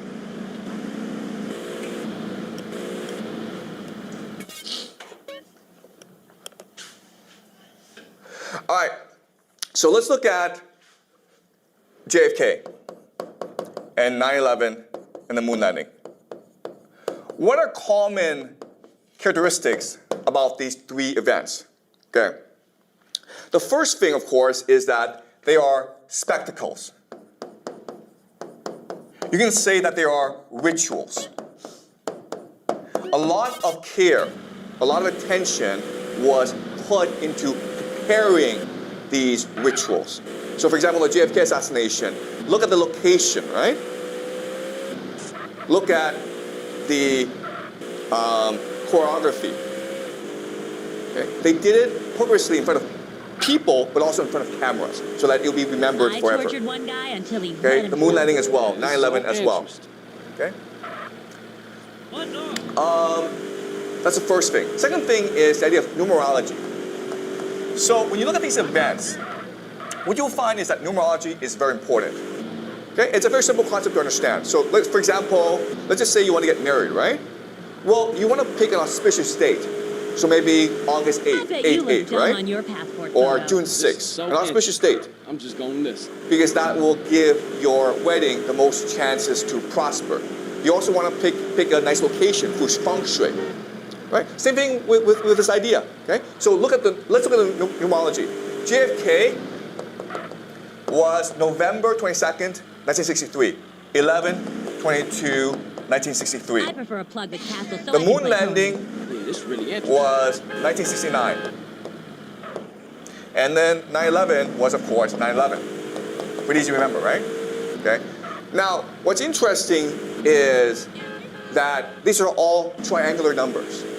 Okay? What are triangular numbers? 1, 3, 6, 9. So, right? what are we doing? 1, 3, 6, 9. 1963. 1969. Okay? Also, the number 33 is very, very important. Okay? Number 33 is almost like a magic number to these people. Okay? And so, like, what we believe is that it's secret societies that are responsible for these events. Okay? Mainly the Freemasons, but there are others as well. Okay, I'll discuss this later. Number 33 is important. Okay, so look at this. 11 plus 22 is what? 33. Okay, guys. 33. 1, 1, 1, 1, 1, 1. Okay. You see how nice this number is? 33 is also two triangles, right? What happens when you put two triangles together? You get the Star of David, which is the flag of Israel. Okay, so number 33 is a very special number for secret societies. All right, here's something that's really also really interesting about number 33. If you look at the world map, okay, the equator. If you go north 33 degrees, you get a lot of places, okay? The first place you get is in Mesopotamia, Iraq. It's where the Tigris and Euphrates, these are two rivers. This is where they meet, okay? Why is this important? Because this meeting place is what we consider the birth of civilization. It's a crate of civilization. Over here is Baghdad. Baghdad was the capital of the Islamic Golden Age, the Islamic Caliphate, okay?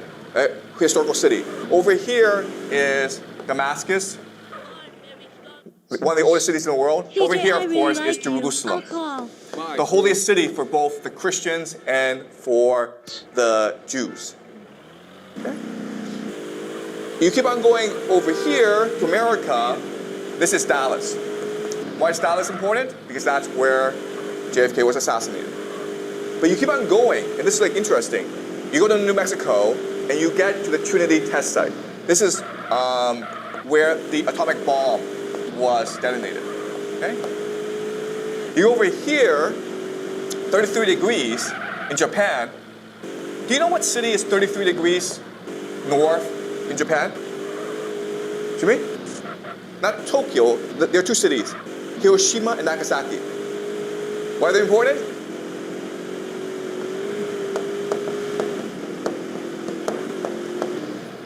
Okay?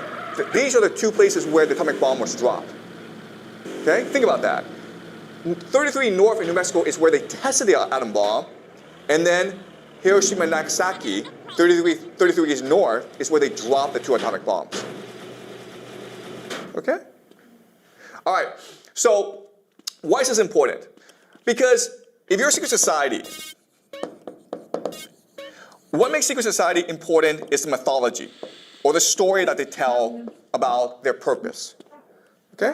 Now, it's easy to understand here why 33 degrees is important.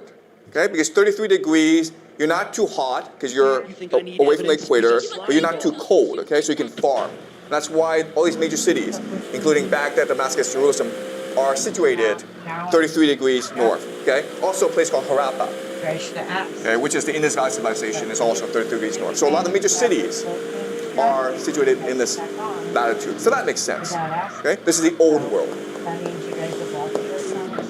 What's the old world? The old world is she told you, dude. God. And she told you to stop. And she asked you nice. Yeah. That's the old she world. asked you Now nicely we go to the for new you world. guys to stop doing that, and you would What not makes the stop new sneaking world on there. different? Well, So that's all you when America was guys. founded, there was a religion called deism. And deism, the belief is that God created the universe, but then he went away. So the universe is what we make of it, okay? So now we can be, we are God. And this is the grand secret of these secret societies. No, you have to do it. They exist in order to do what God could not do. That's or been what like God can do. Replace 2 God. weeks. So what is it that God does? Pretty stable. What the first God steady. does is he changes matter.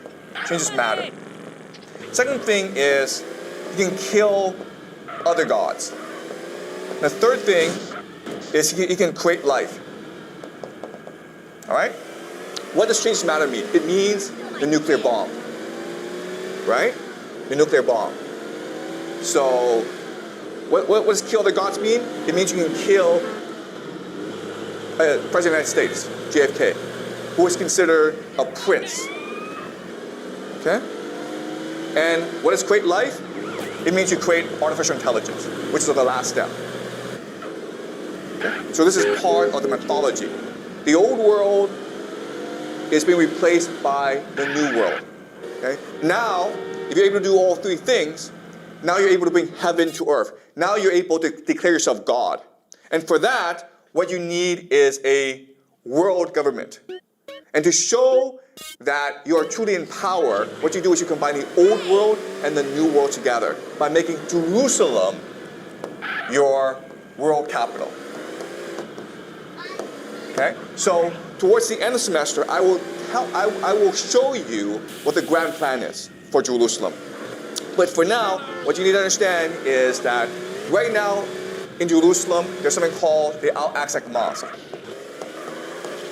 which is the third holiest site in the Islamic tradition. It is the place where Muhammad ascended to heaven. They plan to destroy the Al-Aqsa Mosque to rebuild the Temple of Solomon called the Third Temple. Okay? This will start World War III. I got everything. Maybe because the Muslims will get like, angry at this and they will come and invade Israel. And that's the purpose. So there's a grand plan to scarier create or the not? world government by initiating World War III. Right. Okay? See? Yeah. So we'll be discussing this later on in the semester. Now I want to discuss how secret societies are able to wield so much power. Okay? First of all, how is it that they're able to keep everyone quiet? The revolution is coming. Right? How are they able to maintain their secrets? And then how are they able to exert power? Okay? No ID required, friend. So the first thing you need to understand about secret societies is that there are different layers to secret society. Okay, so in Scottish Rite Freemasonry, there are 33 grades. 33 grades. So you start at 1 and then you slowly climb, okay? Some people can skip. And at each different grade, you're taught different secrets or understanding of the world. So maybe here, here, here, here, you have 4 grades, okay? In the bottom grade, all you're taught is just to be a good person, to do good works, to do charity, to be kind. That's all you're taught. Okay? But as you move up, you're taught something else, which is we can do God's work. Okay? God has given us a mission. We must do God's work. Okay? And up here is we don't need God. Okay? The higher you climb, the more secrets you're told. And then as you move up further, you're taught we don't need God. Okay? So guys, I'm not part of a secret society. I'm just making this up, okay? I'm just showing you how they might work. I'm just speculating. The last layer is we can be God by killing God. Do you understand? So it's almost like school, right? In primary school, you work hard, you learn a lot. You go to high school. In high school, they teach you everything you learn in primary school is wrong. Let us teach you new knowledge. You work hard, you learn all this new knowledge. You go to university, the professors there are like, everything you learn in high school is wrong. So let's learn something new, okay? And then you go to grad school and you're taught everything you learn in university is wrong. The devil would give him a chance. Okay? So that's how these he's spared. Like, no, would he not? The word we use is compartmentalize. He would. So it's a need to know. Okay? Does that make sense? You are only taught what you need to know at your grade. Okay? And as you can see, the secrets get worse and worse as you climb. So how do you maintain secrecy in the system? Okay? So there are two major mechanisms. Okay? The first major mechanism is incentives. Incentives. No, I can taste it. The idea here is the higher you climb, the more power you have. Okay? So these people in the middle, all they care about is maintaining their privilege. Okay? So does that make sense? Incentives. Okay, the higher you climb, the more invested you are. Therefore, you want to believe the lie. Okay? Then there's blackmail. I was going to say. So if you really want to climb to the top, you have to reveal your secrets too, so you can be blackmailed. Okay? And we talked about this, right? The idea of transgression. If you really want to climb to the top, you have to commit crimes with other people. So therefore, you can never betray other people. Okay?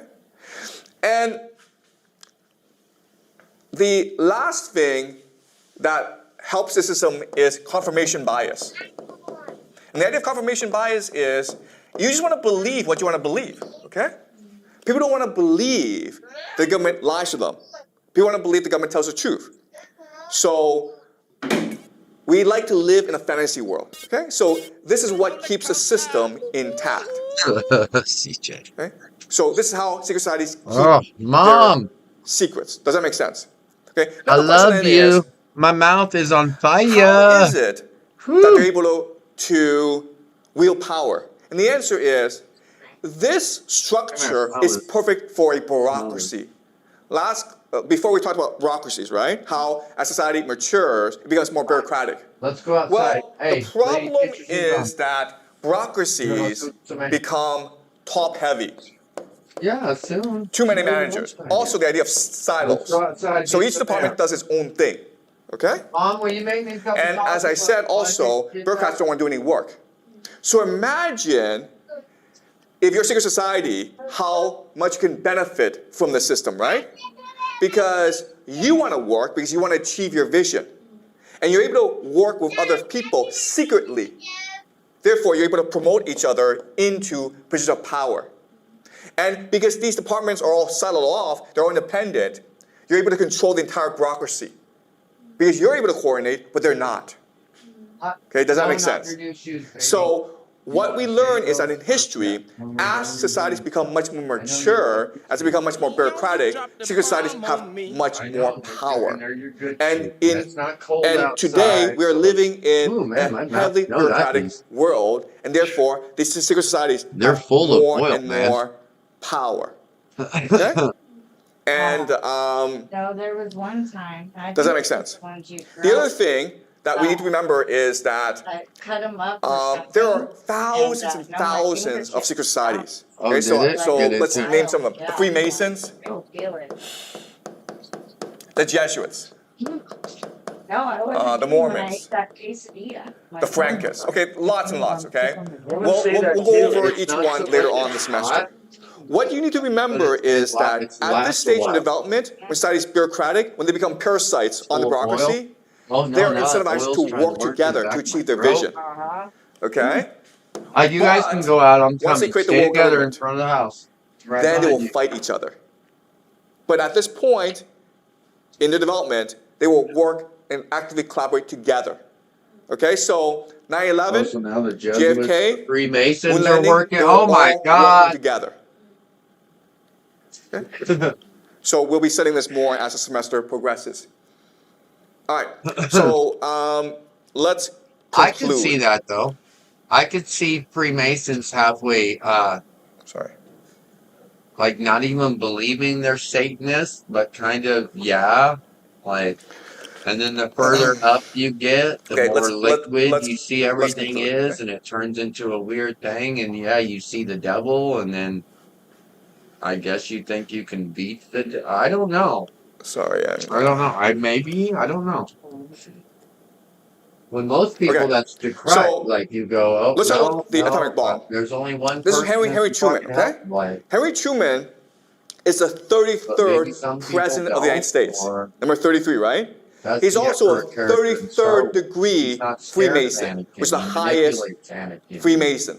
Okay? So Why maybe is he that important? is known. Because he's the one who ordered Oh the no, dropping the of the devil's a atomic bombs tool. And on Hiroshima and just know how to Nagasaki. control him. You know, the Now, devil's this a is young kid. controversial because at this Devil's young, point, dumb, and full of America cum, didn't have so to they see it. have to nuke Japan. Why? And Because some of us would America be was like, I firebombing don't know. Tokyo. You can see the damage, right? In Tokyo, all the houses are wooden. Guess what? And it's not You the drop devil, but it's fire God. Like, bombs dude, the on these devil houses, gets his everything I'm burns. pretty So America was sure just it's not burning like you Japan think. to death. They didn't have to drop the nuclear bombs. I think that's the problem with Okay? them being You can see the devastation, okay? This is dialectic or Tokyo. whatever. The two, They they burned everything think down. the devil is equal to God. There was and talk that's why that that's a heresy. if Like, America no, launched dude. a land invasion of Japan, God is lots of gonna people would give have the died. devil But you his didn't have to reward. invade Japan because you were just And it's bombing probably gonna Japan be you, to motherfucker. ashes. What? So why did they drop the bomb? Shaved ice machine? Well, Are we packing that the up? other argument I is think that they so. dropped the bomb Yeah. to scare the Soviet Union. It was influenced. Yeah. But that only encouraged the Soviet Union to get their own bomb, right? So you have to ask yourself, why did they do this?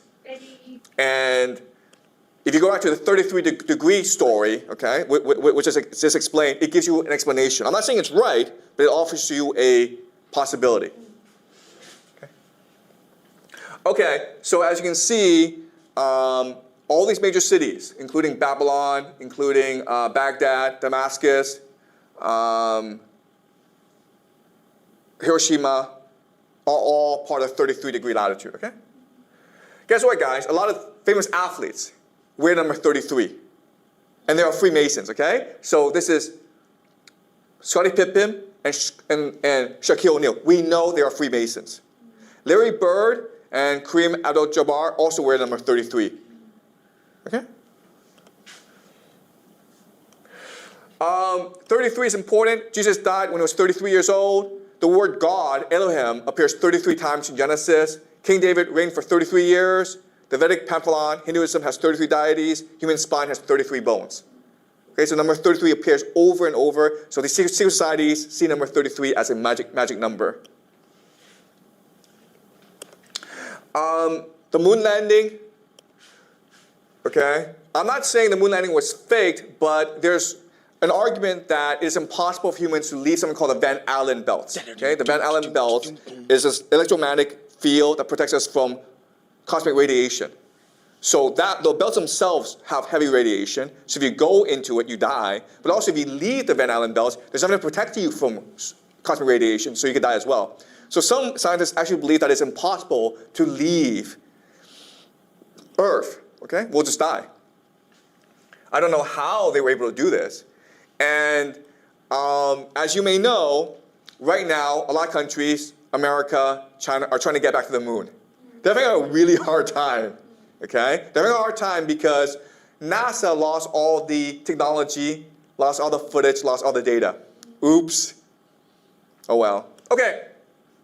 So how was NASA able to keep this secret? Well, guess what? A lot of their most important people were Freemasons. Okay, this is Buzz Aldrin, one of the 3 astronauts. He was a Freemason, okay? John Glenn, the first American to orbit the Earth, was a Freemason, 33-degree Mason, okay? As was James Webb, one of the first NASA administrators. James Webb, Kenneth Klett. So these people are embedded throughout the bureaucracy. And because they're able to coordinate, they have complete control of the bureaucracy. Does that make sense? So it doesn't matter who's at the top. What matters is which bureaucrats are able to work together to achieve their vision. This is Werner von Braun, and he was one of the first NASA leaders. And he's a German. He was actually a Nazi who was brought over after World War II to help America build its space program. Okay? And he had a friend or a colleague named Carol Rosen. And we don't know if this is true. Okay? But what Carol Rosen tells us is that when von Braun died, he told us that America, the American government, was first and foremost concerned about spending money on space weapons, okay? And to do this, what America will do is continue to manufacture threats to justify all the spending on weaponry. Okay? And then she lists the different threats. First, they will use Russians, okay? The Russians. We have to defeat the Russians in the space race. Then they'll be like, you know what? Terrorists, okay, 9/11. Then, third world countries, the crazies, like North Korea, okay? Iran. And then, an asteroid.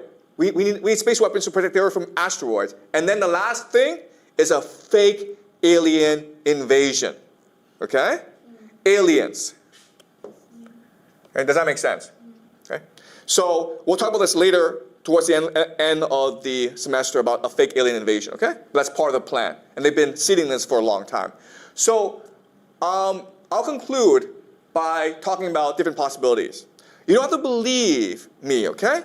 In fact, there are, I think, 5 different possibilities as to what happened, okay? The footage looks fake. So how to explain this? Well, the first explanation is it's real footage. And we just believe the government, okay? But we also need to believe that they lost all the footage, lost all the technology, lost all the data. Okay, that's possibility number 1. Just believe what the government tells you. Possibility number 2 is America went to the moon, but the astronauts discovered too many secrets on the moon. Like there are space aliens on the moon. They can't tell us, so they create this fake footage, okay? That's the second possibility. Third possibility is America went to the moon, but because of the lighting, because of the difficulty of filming, they couldn't actually take any footage. So they made it up to please the American people, okay? The fourth possibility is America went to the moon, but NASA decided to create this fake footage to fool the Soviets, right? Because if it's real footage, the first Soviets might be able to copy the technology, so we should just fake this thing and make fun of the Soviets, okay? Let's fool the Soviets. So the Soviets could not reverse engineer the success. Okay? That's also a possibility. Right? And the last possibility, of course, is America didn't go to the moon. And it's entirely your choice which possibility to believe. Okay? I'm just proposing different possibilities out there. So how can we know the truth? Well, we can use game theory to logically deduce what happened. Okay? So let's use game theory. All right. So we know that NASA's Apollo program cost $26 billion between 1960 and 1973. Come on, That's dude. almost $20 billion today. They spend all this money. They need to produce a result, right? This is almost like 4% of all government spending in America. That's a lot of money. Also, you don't know this, but by 1969, America was falling apart for 3 reasons. First of all, America was fighting this pointless and hopeless war called Vietnam. Tens of thousands of Americans were dying for no reason. Hundreds of thousands of young Americans were protesting in the streets. The American dream seemed to be dying, okay? That's the first problem. Second problem is that the Soviets were destroying the Americans in the space race. The Soviets were the first to send an animal to space, the first to send a man to space, the first to orbit the Earth, the first to walk in space, the first to send a lunar module to the moon. So it seemed as though communism was superior to capitalism. It seemed as though the Soviet system was better than the American system, okay? There's a real fear that the Soviets would get to the moon first, okay? And also the last thing is, remember, in 1963, JFK was killed. JFK was the prince, the king.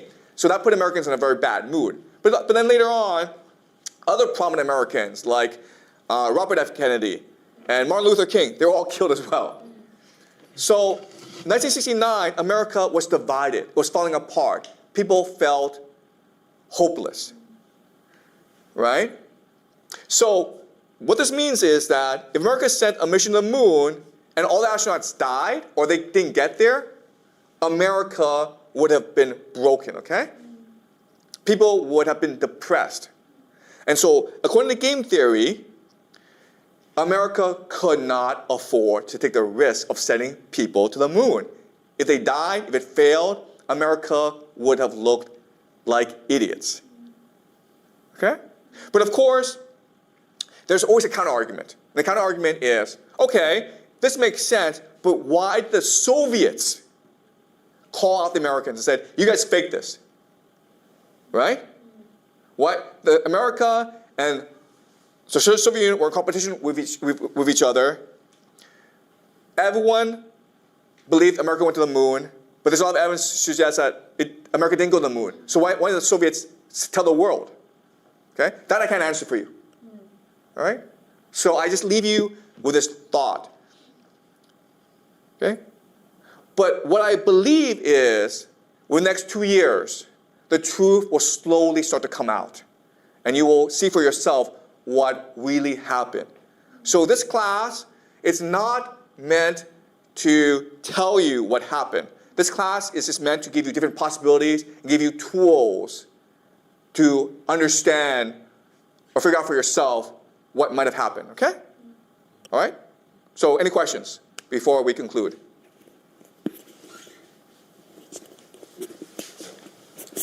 As we said, the secret society might have might fighting with the governments, but why don't they send part of their people into the governments? Why don't they like work together? No, they are the government. Oh, okay, fine. Yeah, right, because like secret societies cannot exist outside of bureaucracies, right? They have power because they're able to coordinate within the bureaucracy in a way that other organizations cannot, right? So only when the bureaucracy has reached a certain maturity, a certain size, can secret societies have true power, okay? So secret societies are the ones who control the government, basically. Yeah. Any other questions? Okay, great, guys. So we'll continue this next week, okay? All right. So I've made some videos about Suno and UDO, mainly Suno, these AI programs, but I've also used ChatGPT to create the artists, the fake artists. I did this one with Eli Mercer and then another one with Sadie Winters, where it actually created this fictitious person, a picture of them, and then what style of music they were. And then I used that to prompt Claude, which is another AI program, to create the lyrics, which I then put into Suno to create the music. Created a couple songs like that. But I wanted to focus a little bit more on some of these programs like ChatGPT and how they work. A lot of musicians talk to me and they're really freaking out about these programs and, is it going to take work away from them? And I wanted to show you a little bit more about how these programs work. There's a feature on ChatGPT where you can talk to it. I haven't really used it, but you press a button and you can speak to it, and it has a language model that will speak back to you. Now, some of you, I'm sure, have used it. I'm not that familiar with it, but I've used ChatGPT many times. I'm going to start out with asking it some basic questions that it should have no problem answering. Let me ask you a math question. What is 52 factorial? Oof. 52 factorial. It's the product of all the whole numbers from 1 to 52. The result is about 8.0658 times 10 to the power of 67. So yeah, it's a very, very big number. Could you say it as a number, like recite the number from the beginning? Oh, wow. I would love to, but that number is so massive, it would take quite a while to say it all. It's got 68 digits. Would you like me to show you the full number instead? No, I'd like you to speak it. Warm it up, CJ. Warm it up, K. All right, you got it. Here we go. 8,658,175,193,878,571, 666,856,476, 975,664, 895, 314, 182, 200 billion, 400 million. There it is. That's the whole thing, all 68 digits. Did you notice how defensive it got when I first asked him? No wonder it didn't want to recite it for me, because it actually couldn't figure it out. It literally couldn't compute it. That actually isn't the number, is it? Because it starts with 80 unvigintillion, doesn't it? You're absolutely right. It does start with 80. I just broke it down digit by digit and said it all out loud. But if you're thinking of it as 80 unvigintillion, that's the same number, just a different way of expressing it. Can you express it from the beginning, once again, using numbers like that? Sure thing. Here it is again from the start. 8 sextillion. That is not correct. That's what you would call a hallucination. Now, this is actually the right number. This is my son Dylan reciting it. 80 uvagentillion, 658 vagentillion, 175 novendecillion, 170 octodecillion, 943 septendecillion, 878 sextillion, 571 quindecillion, 660 quattordecillion, 636 tridecillion, 856 duodecillion, 403 undecillion, 766 decillion, 975 nonillion, 289 octillion, 505 septillion, 446 tillion, 883 quintillion, 277 quadrillion, 824 trillion. Okay, so how is it that Dylan got this right 9 years ago, but ChatGPT screwed it up so badly? So then I thought, I'm going to put it into Open Router and prompt multiple AIs, because that's what Open Router is. It's a place where you can go and you pay, and you can use the same prompt and prompt all the different AI platforms or choose which ones you want. And the prompt was, what is 52 factorial expressed as a full number? And here are the results. So the fastest response I got was from DeepSeek. That's the Chinese AI model. Not only does it get it correct instantly, but it says this is the number of possible orderings of a standard 52 card deck, which was really the video that Dylan and I made. I'll tell you more about that in a second. Then we got Grok, which did it. And it was funny because it didn't put any commas in, but it got the number correct instantly. Also, we had ChatGPT, two different versions of it, two different models, the O3 model. Both of them crashed the first time. They literally did not answer. And I re-prompted it, and it did come up with the correct answer after not being able to solve it. So while all the other ones had solved it, it was still processing. So we stopped it, started it again, and it came up with the correct answer. Claude Sonnet 4.5 got it correct, and it says here at the bottom, the number has 68 digits. To put in perspective, it's 8.07 times 10 to the 67th power. Now, this is actually out of this Vsauce video that I'm going to talk about. And it says, for context, this is the number of different ways you can arrange a standard 52-card deck of playing cards, which is why a thoroughly shuffled deck has almost certainly never been in that exact order before in history. Gemini, which is Google's model, also got it immediately. These all responded at exactly the same time, except for ChatGPT. So Gemini not only gets the number correct instantly, but it also refers to this Vsauce video, even though it doesn't say it. But the wording here, the sheer size of this number means that if you're able to shuffle the deck of cards perfectly randomly, it's statistically certain that the exact order of cards you get has never been seen before and will likely never be seen again in human history. Vsauce did this great video 9 years ago that refers to this exact thing. Check this out. Multiplying all of these numbers together gives us how many unique ways 52 cards can be arranged. 52 factorial is a gigantic amount. So large, in fact, every time you shuffle a deck of cards well, smoosh it for a few minutes or riffle it 7 or more times, chances are you have put those playing cards into an order that they have never been in the entire history of cards, or humans, or the universe. Seriously. This is because 52 factorial is 8.0658 times 10 to the 67th. In comparison, the observable universe is only about 10 to the 18th seconds old. Even if you had been properly shuffling a deck every single second since the universe began 13.7 billion years ago, you still, to this day, wouldn't have even come close to assembling every arrangement possible. Now, this is something you might be interested in, because I'm interested in this, but this is how much it cost each program to get the answer. Gemini 2.5 costs 1 cent, so it says 0.1 0.17, so 1.7 cents. ChatGPT was the most expensive. It cost 11 cents to get the answer. Then, as you can see, the cheapest was DeepSeek version 3 here. Got it at 0.0000618 cents, basically almost nothing. So why is it that Gemini, Google's AI, and Claude both vaguely referenced the Vsauce video? Well, obviously, they are trained on YouTube. If you look at this pie chart, so this is Google AI Overview, the percentage share of top 10 websites that it used to search. Okay, these are how it's training. And YouTube is 18.8%. Well, it makes sense because Google is YouTube, right? Or YouTube is Google. Reddit, 21%. Quora, 14.3%. LinkedIn, 13%. You can see all these things. These are the things basically that it's trained on.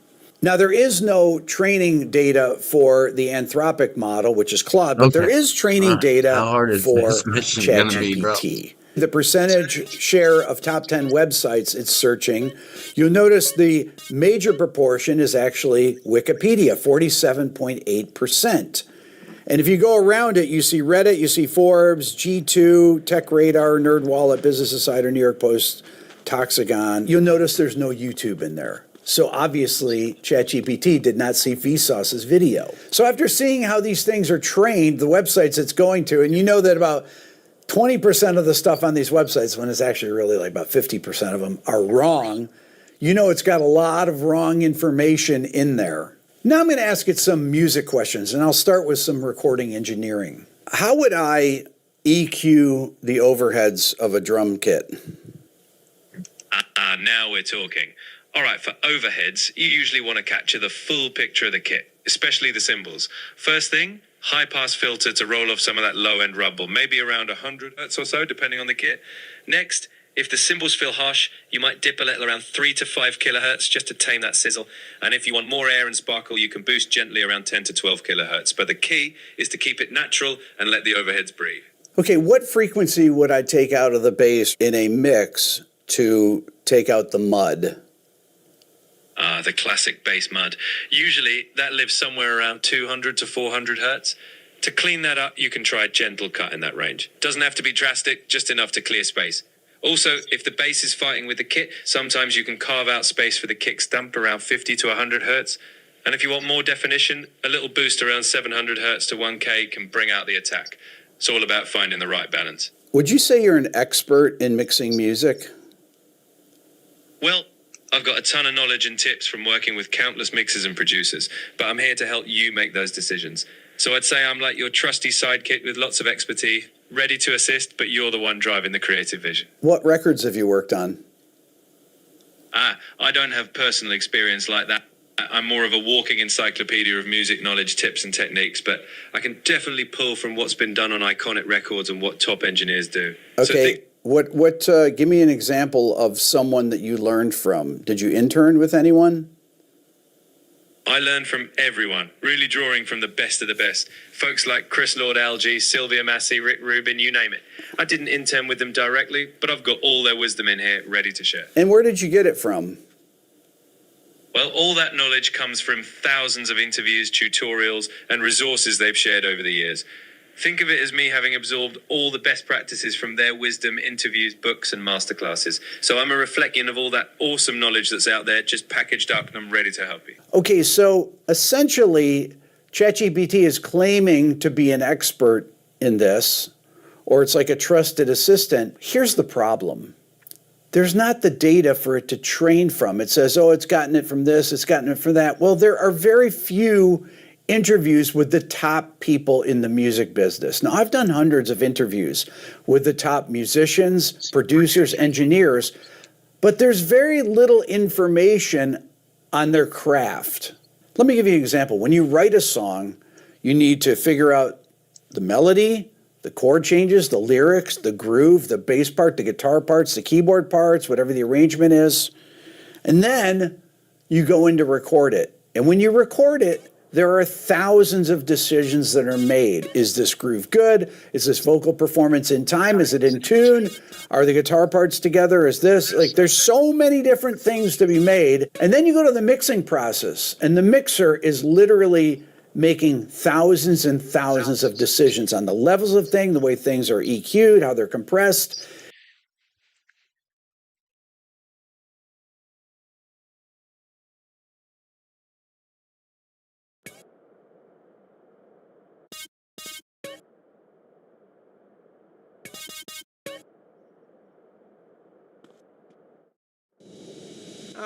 What's Torino up to now? I'm feeling a little exposed here.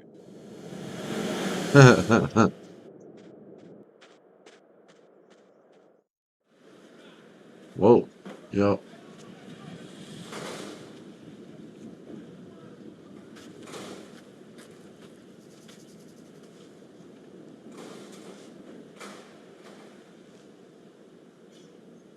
What's your take on this?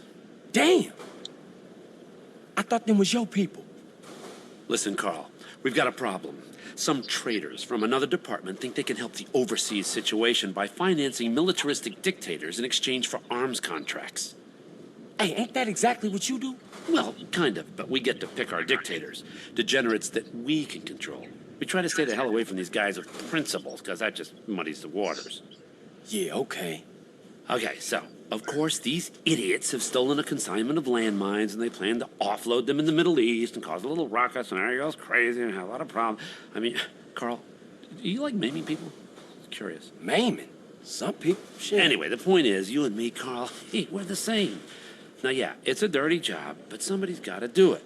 But if you screw this up, it causes a tinderbox situation all over Latin America and the Middle East. Now, look, I spoke to the big man. You got clearance to eliminate these fuckers. How's that? Huh? Man, kill government agents? Kill Schmill. Come on, don't look at it that way. Will you? Think of it as pest control. It works for me. Huh. All right, come on. I can't stay here now. I'm too hip. I gotta go. Okay? I'm out of here.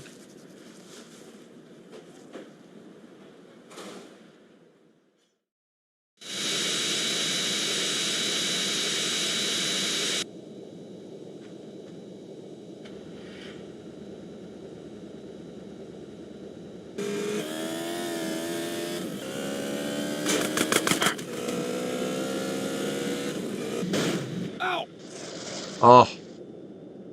No, I did not. I did not. It's off. It took off. It took off. I lost it, dude. Ah. My bad.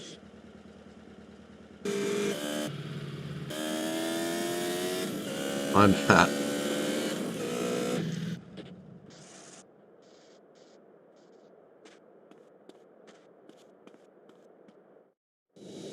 Ah.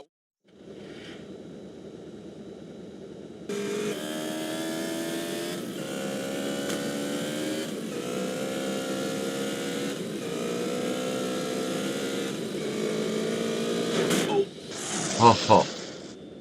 Whoa, that's gonna be a little tricky. I don't know. Can I jump over him? I don't think I can.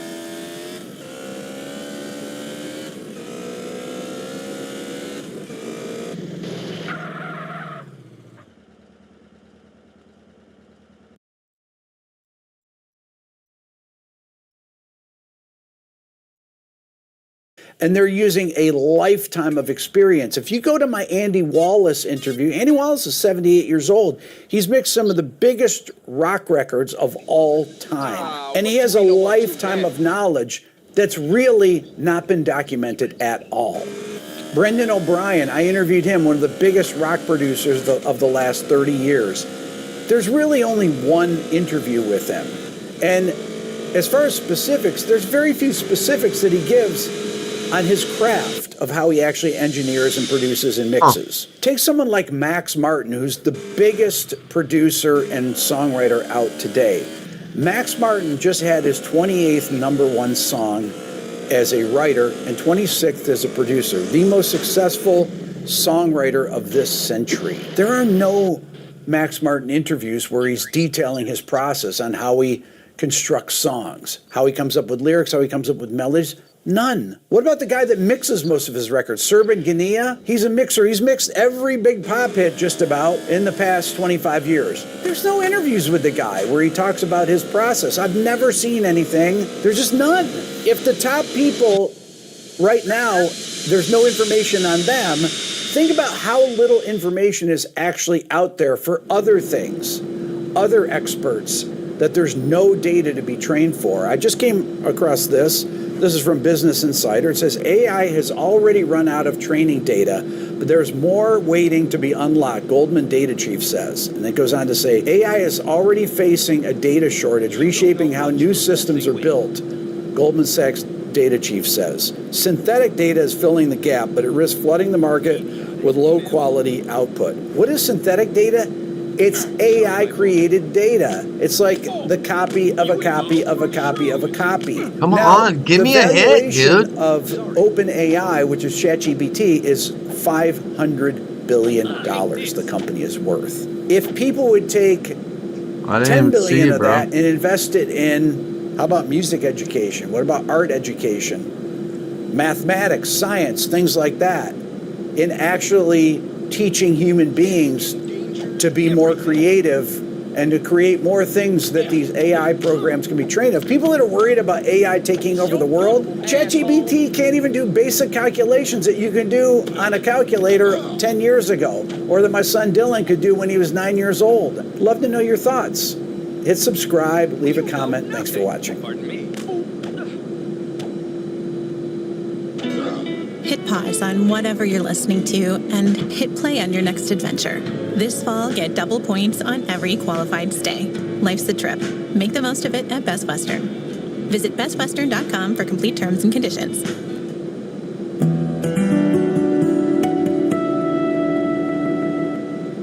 Over the next several days, the eyes of the world will be on Rome, or specifically a chimney in the Vatican City, as large crowds gather in St. Peter's Square and billions watching worldwide eagerly await the white smoke that indicates a new pope, or Pontifex Maximus in Latin, has been chosen.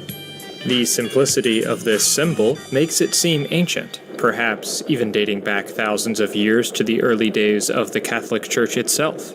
But in reality, the intentional creation of white smoke to commemorate a new pope only dates back to the selection of Pope Benedict XV in 1914, just over a century ago. But one aspect of this ritual with real antiquity behind it is the title Pontifex Maximus, which predates even the Christian faith, as this was the official position of the chief priest of Rome's polytheist state religion, from the origins of the city and before the very dawn of reliable history. The creed may be different, but the title has remained the same. In a society where religion and state were thoroughly intertwined, the Pontifex Maximus was a political as well as religious position, and placed the occupant at the very center of Roman religious and civic life, with the ability to regulate religious law, shape the calendar, and conduct public rites that heightened the already considerable prestige of the man who was the most distinguished member of the illustrious College of Pontiffs. These pontiffs had unique authority because they alone exercised control over a body of obscure religious and legal knowledge, giving them the ability to interpret and even alter the terms of religious practice. Unlike modern faiths, Roman religion shielded some aspects from the masses, who were not thought worthy to see behind the veil. Pontiffs alone could peek behind the curtain, giving them an air of mystery, but also unique influence. As a result, the role of the pontiffs evolved over time to become highly administrative in civic affairs, instead of simply religious in the narrow modern sense. But though the Pontifex Maximus presided over the other pontiffs, he did not have the same disciplinary powers as the popes, largely because there was no orthodox doctrine to enforce. What oversight he was able to offer came in the form of regulating moral behavior, but only within the pontifical structure, which included most notably the Vestal Virgins. However, the augurs and the cults devoted to foreign deities, as well as those of the household, were outside his purview. So we can see that, though important, he was nowhere near as central to religious practice as the Pope is to Roman Catholicism. Despite significant differences in doctrine and responsibility, there is one aspect of the Pontifex Maximus that the early Romans would recognize in the Pope. his election by co-option. This is the process by which a vacancy in the Roman religious colleges was filled by members of that college, including the Pontifex Maximus.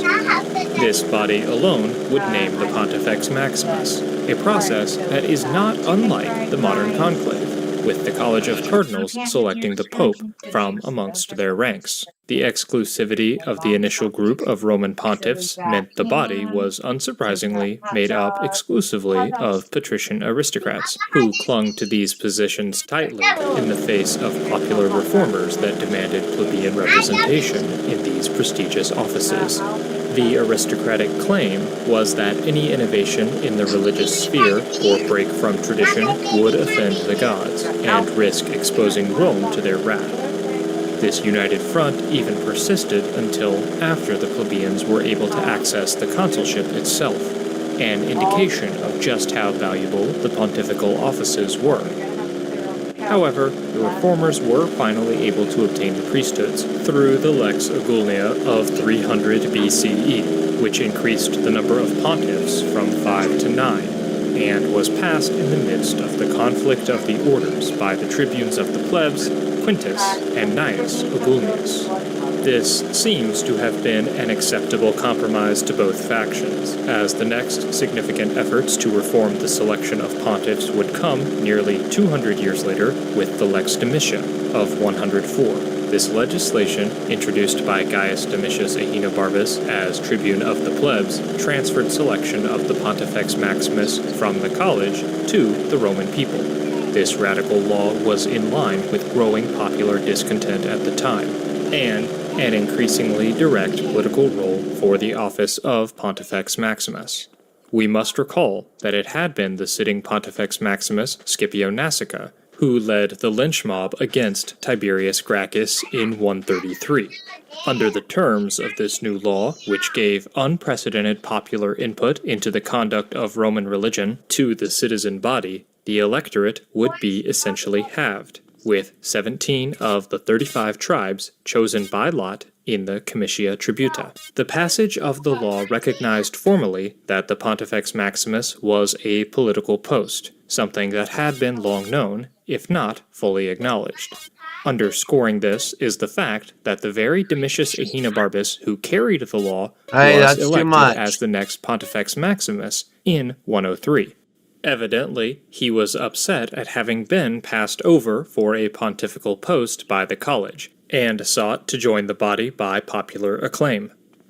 Whether he was passing the law on principle, or through self-interest alone, we can never know. But the Roman electorate now had new abilities to shape religious life that aligned with their growing political muscle.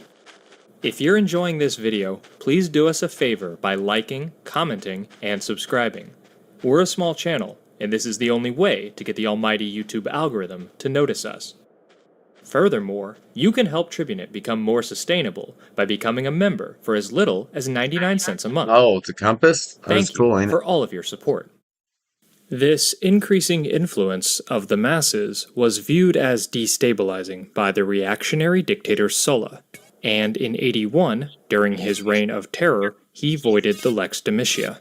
But, far from returning to tradition, he unilaterally named Metellus Pius as the next Pontifex Maximus, to replace Quintus Mucius Scaevola, who had been slain by Marian partisans in his purge.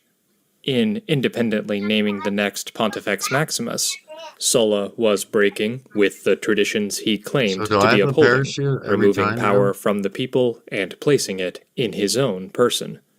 But, like many of Sulla's reforms, this was unpopular and was rescinded after the dictator's death. By the time the office became vacant again in 63, it opened up the most famous pontifical election in Roman history, and, as fate would have it, also the last. For it was in this election that the young patrician populist Julius Caesar completed the political overhaul of the office by running a full-fledged campaign for the position.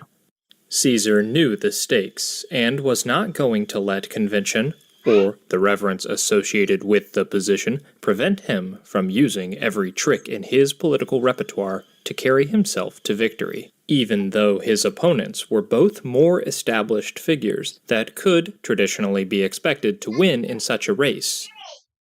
Caesar was also remarkably fortunate that the position became vacant at the same time he was either in the midst of a campaign for praetor or shortly after this campaign concluded. The timing is unfortunately uncertain. What we do know is that Caesar would have spent the last several months making alliances, promises, and bribes to men of influence throughout the city, and would have been top of mind for many voters as well. This confluence of events, combined with his unrivaled skill as a politician, resulted in victory, seemingly against the odds. Caesar would occupy the position of Pontifex Maximus for the next 2 decades, leveraging the full power of the position to outmaneuver the religious objections to populist legislation made by his consular colleague Bibulus in 59. As dictator, after the Civil War, Caesar would also harness his role as Pontifex Maximus to cast himself as enjoying a particularly close relationship with the gods, and trumpet his proclaimed descent from the goddess Venus. But after the Ides of March in 44, with the position again open, it fell to Caesar's ally Lepidus, who was appointed in the settlement Antony negotiated after Caesar's death. Lepidus was not popularly elected, nor would any Pontifex Maximus ever be again, for after the passing of Lepidus in 12, the office was added to the growing list of honors held by Caesar's grandnephew and heir, Augustus. It speaks to the conservatism of Augustus and the reverence associated with the office, that even with Lepidus increasingly marginalized within the Second Triumvirate, and Augustus emerging as the dominant force in Roman politics, the princeps never dared to strip the rightful Pontifex Maximus of his title and risk provoking the gods. But once Augustus did assume the title, it would forever be tied to the role of the emperor. In a way, the office provides a microcosm for the political development of Rome, evolving from the dominance of a small aristocratic faction to a brief period of popular electoral competition, until finally collapsing into just another symbol of imperial might. Today's Pontifex Maximus bears no connection to this ancient position, but, though the ancient Romans may not have recognized this new faith, they would doubtlessly be proud that Rome is still a global center for religious expression.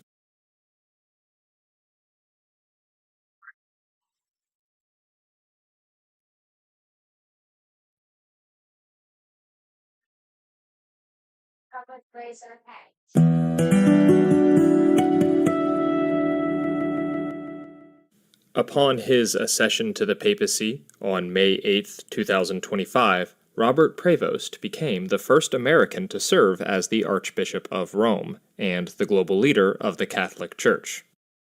But on the day he became Pope, Robert Prevost also became Leo XIV, adopting the name of a saint not just to save us from the indignity of having to say Pope Bob, but according to him as a tribute to Pope Leo XIII, who pioneered Catholic social teaching during the Second Industrial Revolution.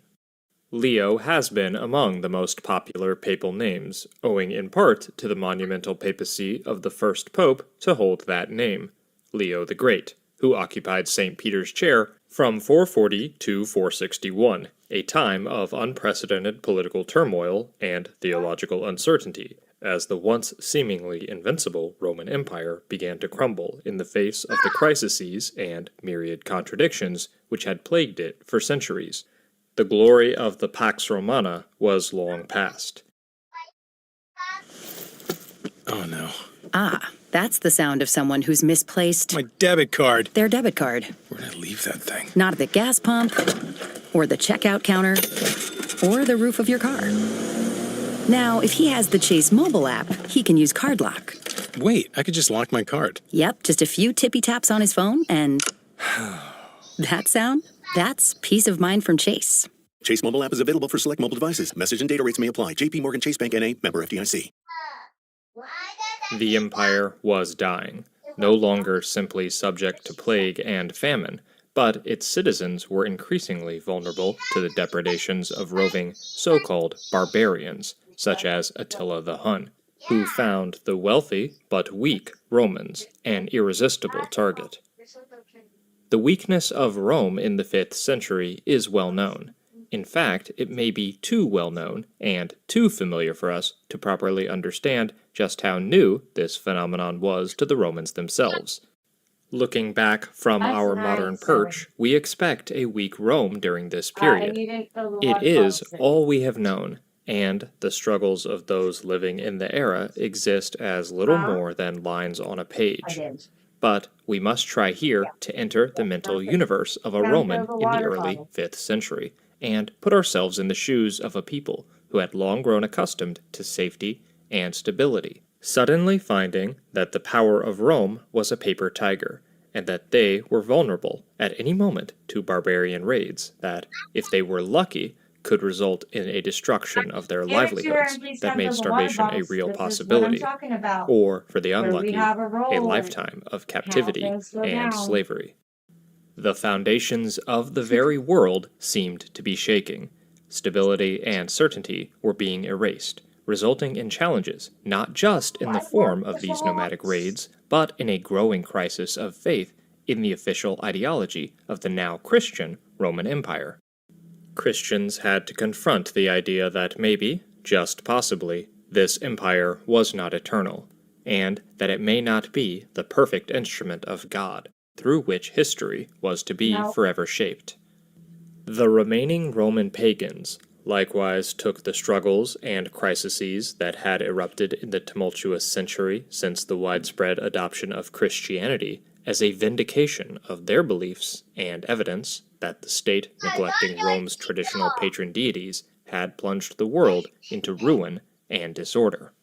The first significant blow against Roman power and prestige was the Visigothic sack of Rome in 410, a generation before Leo's rise to the papacy. It was in this context that St. Augustine wrote The City of God, his defense of the faith, and an effort to separate the religious and political spheres to show that despite the chaos that had overtaken the once great Roman Empire, God still reigned supreme. Contrary to the pagan worldview, the temporal misfortunes for a certain state did not impinge on the sovereignty of God. His new theological interpretation of politics and history has influenced Western thought down to the present, and it is no exaggeration to state that City of God has proven to be one of the most influential books of all time, in part due to just how radical of a break Augustine was making with past thinking that Roman Christians had adopted from their pagan forebears. The sheer lengths to which Augustine had to go here, in dismissing so many of the attributes of Roman society as inherently unchristian, and giving up the correlation between the success of the Christian empire as an indication of divine sovereignty, should help us understand just how bad things were after the sack of Rome in 410. But by the time of Pope Leo, it would get much, much worse. If you're enjoying this video, please do us a favor by liking, commenting, and subscribing. We're a small channel, and this is the only way to get the almighty YouTube algorithm to notice us. Furthermore, you can help Tribunate become more sustainable by becoming a member for as little as 99 cents a month. Thank you for all of your support. For while the Visigothic sack was a traumatic event that represented the frailty of the Roman state, it was relatively mild by the standards of the day. Alaric and the Visigoths were themselves Christians, so they allowed for certain churches to remain untouched, and granted safety to those who took refuge within. Though a Roman watching a millennium's worth of treasure leave the city would have felt little relief, the Visigoths were there primarily to extract payment that they felt they were owed. They did not wish to slay or capture and enslave all the Romans. As fellow Christians, there was a certain degree of decorum and toleration to be granted to co-religionists, even in war. This is the story of the one. As a lineman, it's his job to keep the power on. That's why he chooses Grainger for professional-grade products and next-day delivery, so he can rise to every challenge. Call, click, or just stop by. Grainger, for the ones who get it done. The same could not be said, however, for the new threat posed by the pagan Attila in the decades after the Visigothic sack. This warlord led his armies across the crumbling Roman Empire, with such success and with such brutality that he earned the nickname Scourge of God, for he seemed to be spawned from hell itself, and his every victory seemed to be an insult to Roman honor and the faithfulness of the Christian God. While Rome had contended with varying degrees of success with barbarian warbands before, Attila represented a distinct threat, more akin to the king of a nation than the chief of a roving tribe. He did not wish to be integrated into the Roman order. He placed no stock in citizenship or settlement rights for his raiders. Attila did not want to be Roman. He wanted to pick Rome clean, and our records show that he mastered the art of extracting costly tributes from the exhausted Eastern and Western Romans, steadily upping the ante in his demands for wealth and slaves, to the point that the empire itself was pressed to the breaking point. Emboldened by his success, he would eventually demand Honoria, the emperor's own sister, as a bride, with half the Western Empire as her dowry. If his demands weren't met, he had no hesitation carting off vast sums of wealth or pillaging in raids that enslaved scores of Romans and left thousands dead in their wake. The damage caused by his extortion and his incursions into Roman territory was immense, but the psychological blows were even more significant. Every move he made that the Romans were unable to check confirmed the weakness of the Roman state and eroded confidence in the supporting ideologies of religion and empire that provided the ideological superstructure for society. Indeed, though he was a competent ruler and skilled diplomat, Attila would consciously cultivate an image among the Romans as an agent of pure, untamed wild terror, a challenge to the sovereignty of the emperor and even the Christian God. Attila cut his teeth in a series of successful campaigns against the Eastern Roman Empire. In contrast to other tribal warriors that plagued the Roman periphery, Attila's force represented not just a threat to the outlying provinces, but even to the great cities of Rome and Constantinople. But as he increasingly confronted a more competent Eastern regime, he turned his sights on the West, and in 450 led a campaign of terror through Gaul that saw many of the province's most prominent cities brutally sacked. His western advances were finally checked by an alliance of Visigoths and Romans at the Battle of the Catalonian Plains, which, though far from a total defeat, demonstrated that the Huns were not invincible. Attila returned home across the Danube to lick his wounds and regroup before embarking on an even grander invasion. In 452, he decided to lead his forces into Italy itself and pillage the historic heart of the Roman Empire. The great city of Aquileia was utterly destroyed, and Attila would go on to sack Milan, a city that had been the capital of the Western Roman Empire until 402, and still contained a vast imperial palace stuffed with treasure. Upon entering the palace, Attila saw that there was a grand mural which depicted past Hunnic kings bowing before idealized versions of the Caesars. In the midst of the sack, he ordered that the painting be modified to show these great Roman emperors offering gold before Attila's throne. This act of psychological warfare was not Attila attempting to redefine the past. Rather, he was depicting the present and offering Romans a glimpse at the bleakness of their future. He was rewriting reality before their very eyes.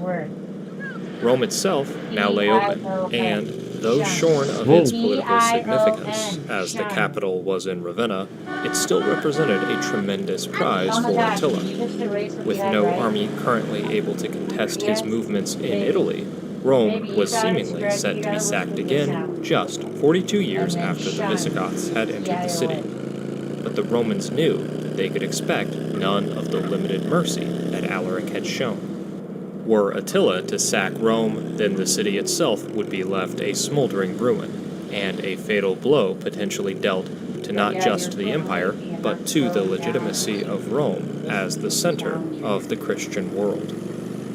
Without the troops necessary to halt the This Hunnic forklift advance, is Emperor going as Valentinian fast as III my dispatched motorcycle. Pope Leo and 2 other It high-ranking was up a Roman hill. aristocrats to lead peace Yeah, it was up a negotiations hill. and convince Attila to spare Rome. Though no eyewitness account of the embassy survives, what we do know is that Attila departed, seemingly of his own volition, Where the and fuck returned am to I? his homeland across the Danube. Romans were jubilant, and Fuck, Christians dude. argued that Leo's intervention was evidence that the Christian God offered divine protection to the eternal city. Wow, Ironically, it put in me seeing the way hand out of in the middle. God It as really active punished when the me for state playing received correctly. blessings, Okay, these yep. Christians were rejecting Augustine's new rubric for historical Sucks being interpretation the last Boy and Scout, bro. substituting the older pagan one. Boom. But the belief that Leo was able to convince Attila to I don't depart know where we're by going, invoking dude. his No god idea or right his now. I'm status as frustrated. pope is almost certainly an oversimplification, Blowing off as some Attila would steam. have felt no great respect for Leo or the faith he represented. Attila had heard the pleas of countless Romans before No to idea no where avail. I'm at. More pressing to him was the logistical challenge of warding off plague as well as keeping his army well supplied and fed during what would almost certainly be a lengthy siege.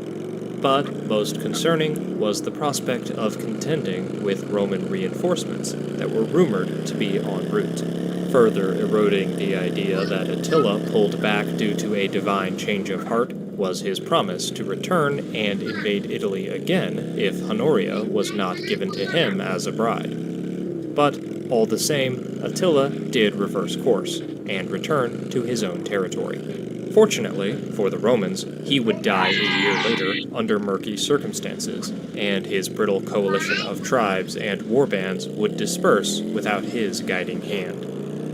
The success of Pope Leo in halting Attila would allow the Catholic Church to continue carving out a structurally independent position in the Western Empire, one that became increasingly stronger as it assumed ever more of the responsibilities and roles abandoned by the rapidly collapsing secular order.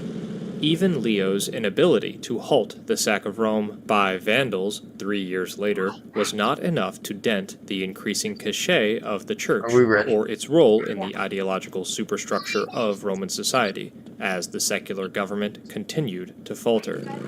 The trend began before Leo and would continue after his death, but his use as emissary to Attila serves as a key touchpoint in the transference of legitimacy and authority from the secular sphere to the religious one. One Rome was declining, but another, that endures to this very day, was rising.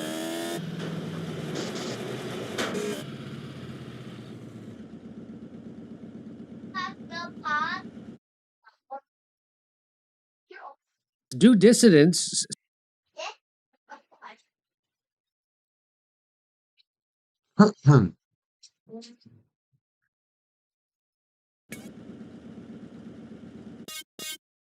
Never gonna get it, never gonna get it, biatch.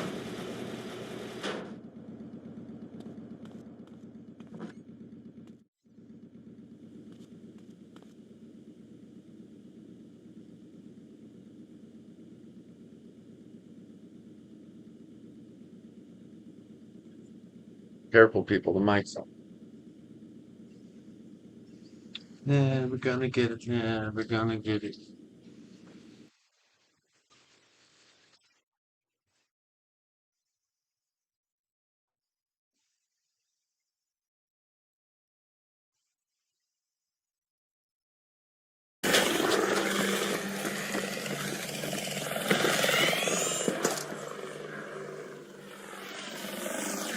Hey, inside, can you help me take down this hornet?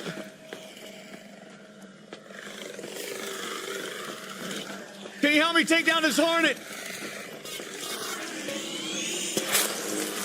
Ooga booga. Like a deer.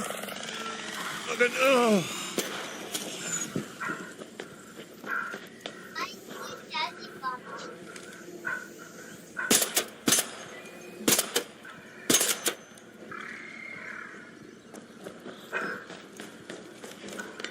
Yo, you dropped the bomb on me.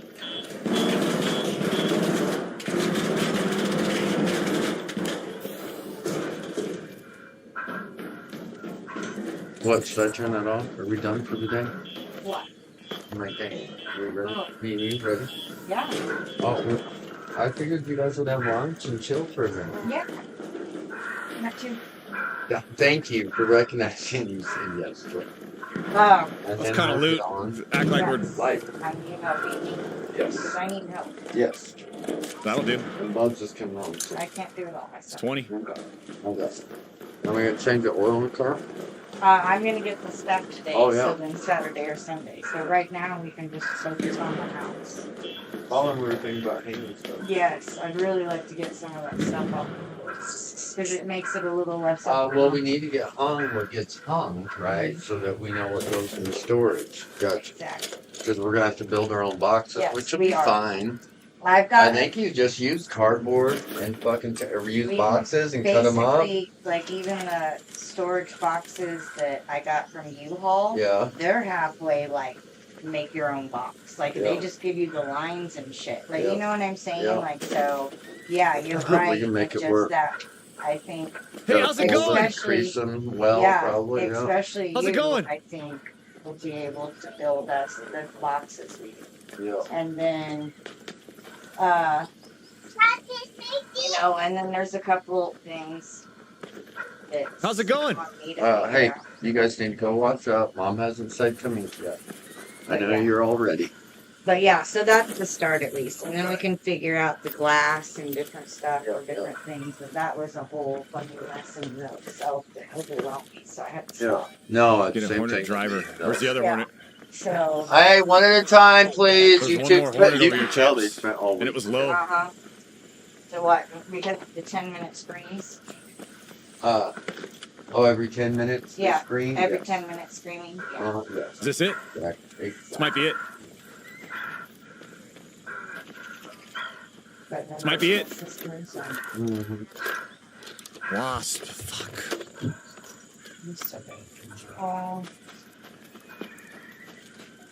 Oh, my pillow.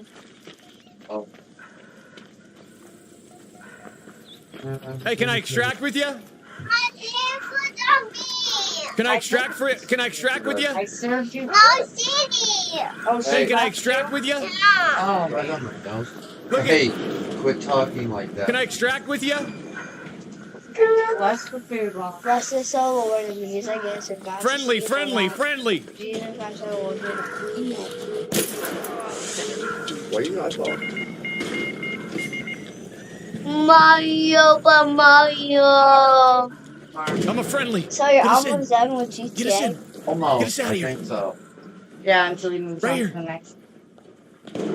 the next few. Miami, bro. Let's get out of here. Miami. You went to the Miami one? That's where the next one is in Miami. It's Florida. Next one's in Florida. Yes! Do you even know where Florida is? We did it! Above us? Oh, ouch! Oh, worst We beat answer. the game! Yeah.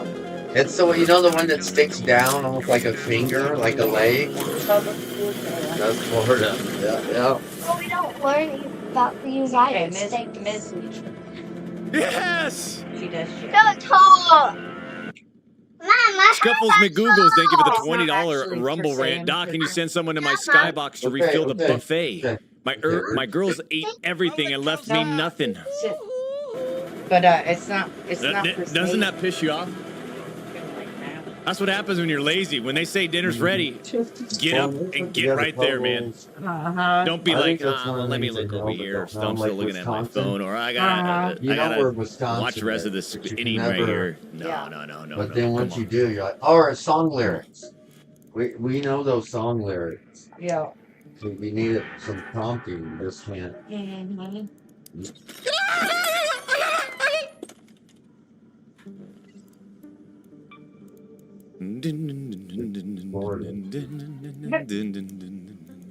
That's all right. I didn't realize for the longest time one of the both Carolinas. I gotta get my I benches think all made. no, North Carolina in the mountains. Okay. And, Raider. Wait, hold on. Where's my? but South Let's go back out Carolina there. is like on the coast, Yeah. beaches Confirm. and shit. That's not what you think when I think Let's South Carolina. drop all this stuff. But it is. Oh, and so is Alabama, right? Alabama's on the ocean, I think so. And so yeah, it has beach towns and. But I'm just when gonna. you think I'm gonna Alabama, kind of like is that what you think? I think desert. What is this? Light ammo? Well, No, I think woods and hills. Yeah. swamp. Maybe. Sterilized bandage. Yeah, but I think like Missouri. Mm-hmm. Hornet driver. Okay. Mom's been to Virginia. She said it was real pretty. It is. We got What one was the freaking other Hornet one? driver. Where's Monticello? Is that Virginia? That's Virginia. What else do I need here? I need Drive bandages through- okay, where'd you and drive a to? shield Me- recharge well, unit. Said it was a pretty Repair. Mia's family. Where were they? North Carolina. Beautiful. Repair. So we went to North What's the upgrade? Carolina. So we drove through a bunch of Weapon upgrades. But, like, Kettle it 1 or was Kettle really 2? pretty, like, Oh, big let's hills. try that. Oh, I And then- think is that the I like what you that. call it? What's that mountain range or the Smoky Mountains? Yeah. Kettle 2 and Kettle But it- 3, That's the simple gun But I parts think it's just and a metal little parts. end trail. So it wasn't like Oh. huge. Yeah. but, like, Well, they're not big hills anyway. Yeah. Well, that's why they're called they're Hills. mountains. All right. Yeah. At least we got a Kinda level like the 3. And then when I was in Repair it, please. DC, Okay, we don't have too, simple gun parts. we That's went fine. Through, like, Got like that, we that. went around DC, so we hit areas. Now in let's get some bandages. Pennsylvania and it's So let's go over really to the pretty workbench. Yeah. So there's a lot of places out. Bandages, 1, 2, that 3, They are very pretty. maybe 4. That's so pretty back What about there. this they don't even know. recharger? See, this is Uh-huh. where It's this like might be an issue. Michigan, Well, yeah, they just But think like, it's I already normal. forgot Yeah, where do you get Michigan. arc power cells and They're where do you get saying, that oh, the whole material? world Where do you get looks this like material Uh-huh. from? No, No, it doesn't. But yeah, Michigan's so pretty. But then they're all like. This is where things can get streets. complicated They're for the like, two-ton. "Bro, You know, there are recycle. places that cannot It's like if I grow recycle this, trees what does and this they turn don't into? want it to." It turns into fabric, which then therefore can for bandages. Oh right? yeah, bald eagles. What if I recycle this? Uh-huh. And they're Metal like, parts. "Eh." Come out of Steak and Shake and there's a fucking 4-foot store Mhm. sitting How outside. about that? Frame Arc store. I'll fucking recycle. What does that turn into? frame. Metal parts. Yeah, and they're like, you know. I guess. I don't, probably not. It's probably not a smart thing to do. Like that's where the game loses me. It just a lot of that shit goes over my head. All we get is Walmart birds, Robbie, and possums. I do need a shield recharger. Where can I go for that? Oh, you missed one E in detention. Traders. You need a detention. You'll You want got to walk. tension. Security. Again. Clinic. Bro, you gotta slow down. No, the D is only the duck. Problem is, E and D. yes, there's a few problems. Okay. I need some grenades. Light impact grenade. Yep, like that, and then tactical MK1. Okay, we got that. I Oh, like without that. yeah. So Syringe used to craft medical supplies. You know, Change the names of the letters. we're gonna go a little bit bigger. Oh, because some of them make different sounds. I have them on my name, please. Yep. Have some more. What else? Because What else do we need here? I eat it Oh, my on shield. cheese. Because you eat it on. I have some. Where is it? Shield regenerator? Didn't we buy one? Water bowl out here too when you're done eating. Please, Sydney, don't forget. Give the cat some water. Just go ahead and do it. Or did we buy a light shield? Is that what happened? Hmm? Let's like. No, I just Wait a mean not minute. to anybody. Sometimes it's better when someone Traders, asks you to do something. security. Just do it. Because yeah, it's hard to remember. Like you'll eat and you'll talk and you'll totally forget. Forgot something. Oh, shield recharger and light shield. They look similar. I don't know why. I just. Does that look dirty to you? So we need. That's fine. Whatever. You know what I'll do? This is some advanced techniques. Hopefully, you guys can keep up here. But Jaylene and them actually, they have another birthday party. I'm just gonna put one of these in the back pocket. That's okay, because I got other stuff.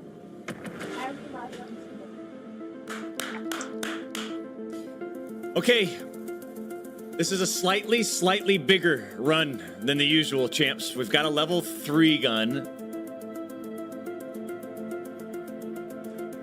And we're bringing in some heavier bandages. That's about all I can tell you. I should have upgraded my gun, huh? Hold on, let me cancel this. Maybe we cancel. No? Can't?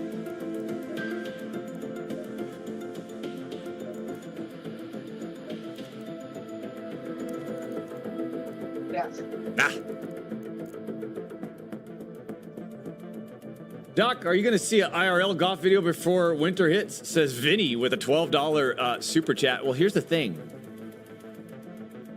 Here's the thing with where the arena's at in the La Casa. It's always nice, man. Actually, you need to get in the habit. Thank you, Vinny. Yeah. All year round. CA Gaming, thank you for the 5 and super chat. Line them up! I see it. It's a festival. Yeah. Plus, it's a Okay, good.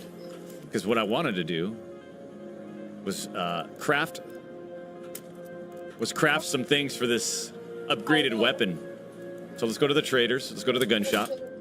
Actually, we can go to our workshop. Gunsmith. Vertical grip, craft If you're it. done, you can prepare your plate. Muzzle brake. No, not like you have to eat it all. You have to pick it up. Throw away your napkins. Extended light mag, yeah.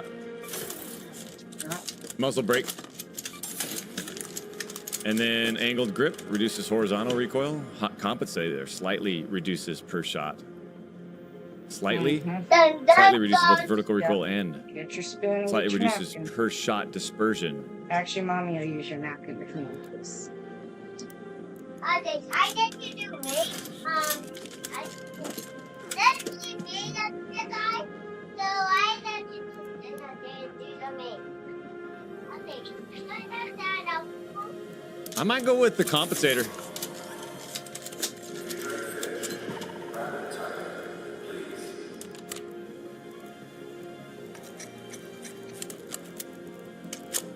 All right. There's your upgraded weapon. Let's go. No. Ready me up! Reconnect available. You have lost connection to your game server during the last one, but reconnect is still okay. You have Reconnect. to ask before you turn on that TV. Before Abandoned you round. get your If you don't want to tablet, reconnect, you will lose your have to in-game ask inventory. Dad or Mom. And you I guys can't tell keep if not I'm doing trying to it. reconnect or not. So, you have a I don't consequence think so. today. You don't So get we're just gonna to abandon the round. There we go. And then hopefully tomorrow you'll What's my think about inventory it looking before like? you Here we get go. on. Come on.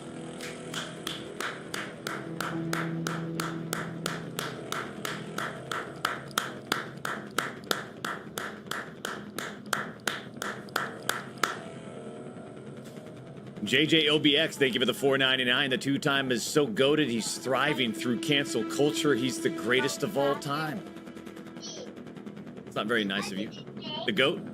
It's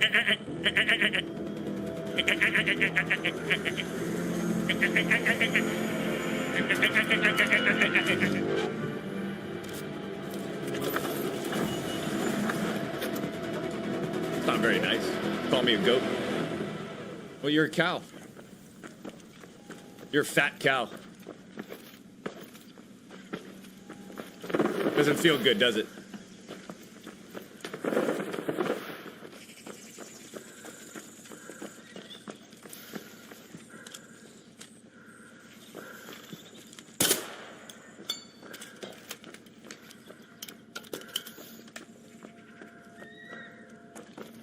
I gotta remember, this is a single shop weapon.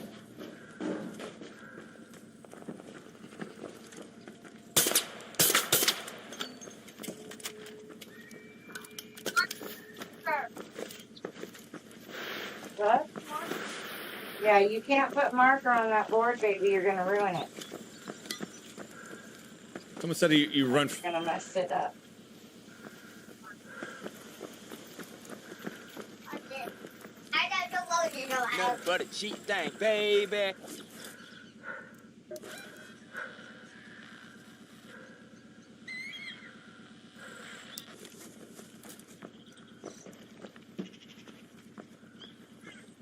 Guess what? Huh? You might go to store today. Yay! You took us? I don't know if we're going to storage today. I need to tap like this. We'll see. No! Not that. You move! Like this.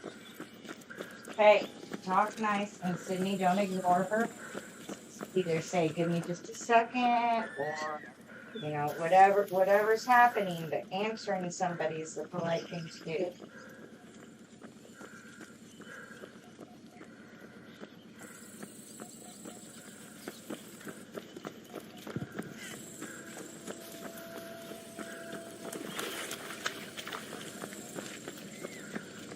Let's see what we got here, champs.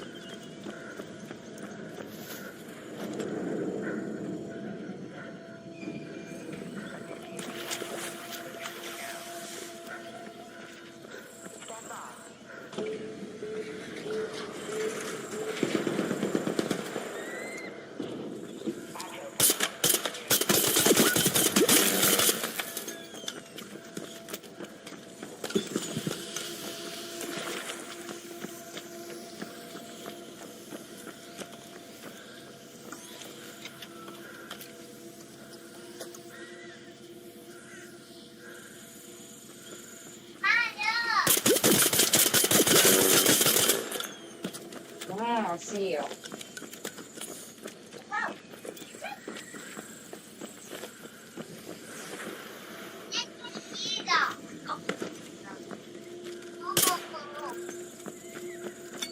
Yeah, you guys need to be separated, and yeah, don't take your couch cushions off. I'm not doing all that.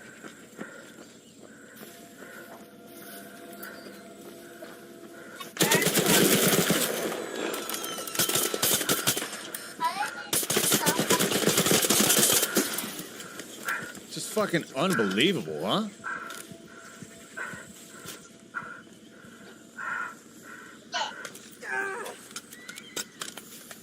Perfect girl. They're unbelievable.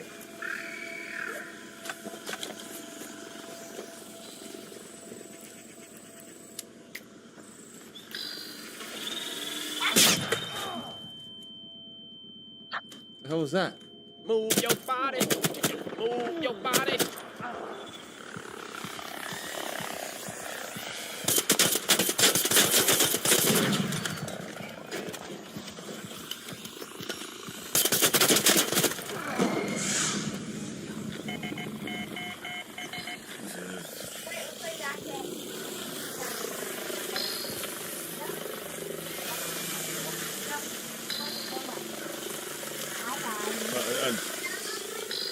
It's like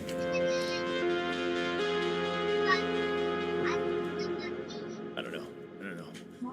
Like I want to be athletic, you know. I want to have interesting gunfights.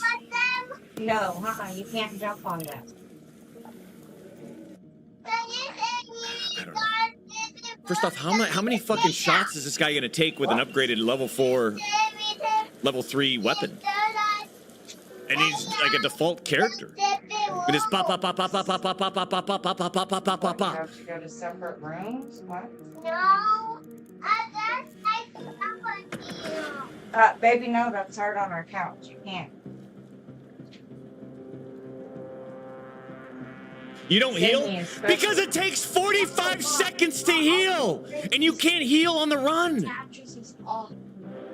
You don't, what do you mean you don't heal?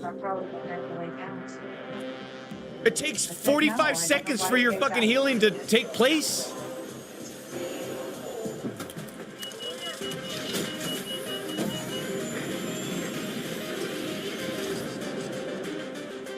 Are you done with school? It needs picked up.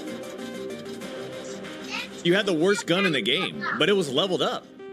Like, it should be better than... What, pick up the whole thing. You can't heal on the run, chat. Exactly. The backpack is. Baby. All right, we got a sniper, so let's play like a sniper. What do you think? Where are we right now? Pipeline tower. Let's go up top. Let's go up top. Let's get our what is it? The wasp or I don't know. They're all the hornet. Oh, do I have a nade? Damn it! This is where I want to be to nade this turret.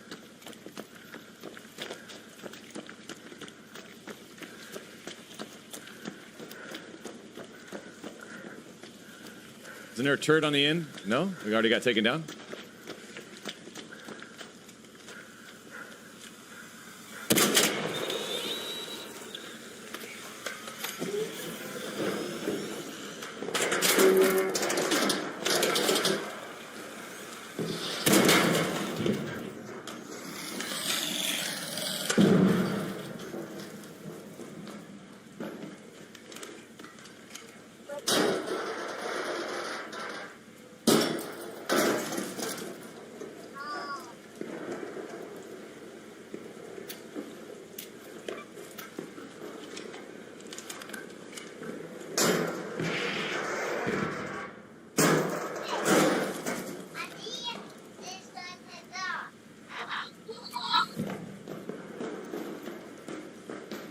Tell us all about you, the name of the group, about how you come together. We want to hear everything. Tracy, how far are you? Mr. Glenn?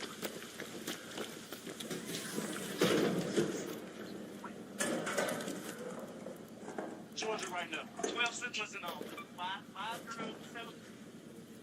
It would be nice to have like a nade to throw at one of these turrets.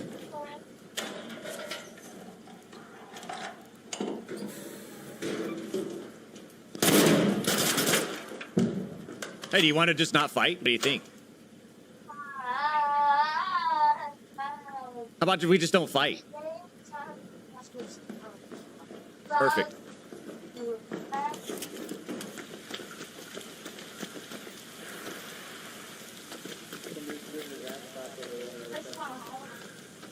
What's that? I didn't hear you.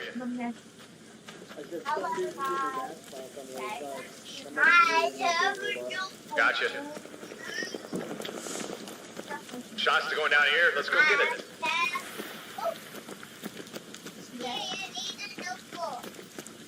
Want to try to...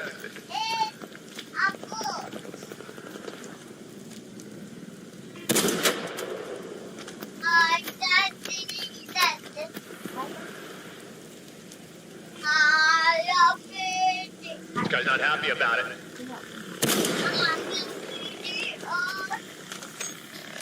But that's the hornet that I need.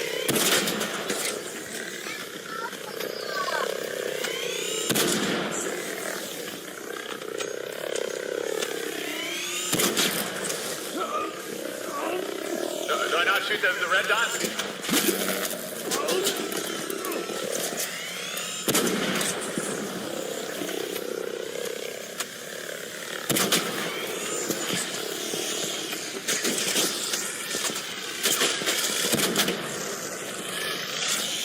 I need that Hornet driver.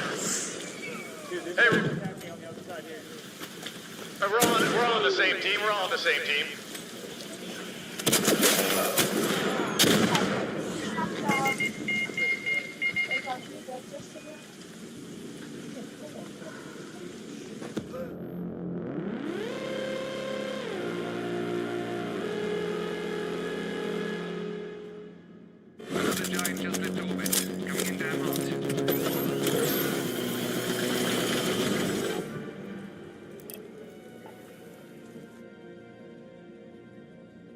Okay.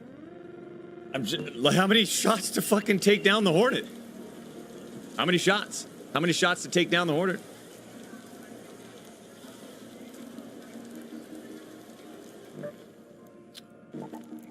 We're going back out.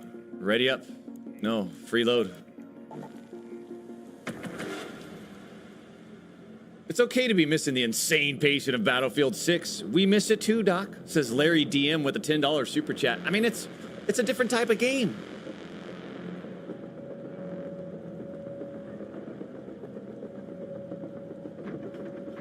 Too low down, niggas going crazy. Reese, welcome to the Champions Club. CCP the Wiz, thank you for the $20 super chat. The two-time looking top notch today. I just have 2 questions. Do you still remember the two-step riff raff? And can we hear that beautiful song? I do, and no, I'm in the middle of playing video games.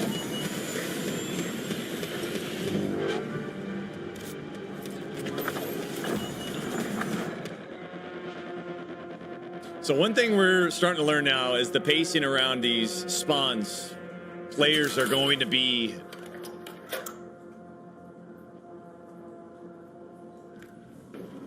Oh. Wow. You're going all of them, huh? Don't even. The glare makes it unplayable. Dude. All right, let's go up Okay. top. Don't. Mention the fact that I haven't shaved. I got the single shot Pharaoh again, which I'm okay with. It's Yeah, gross. There's like... better than the light. Where are they?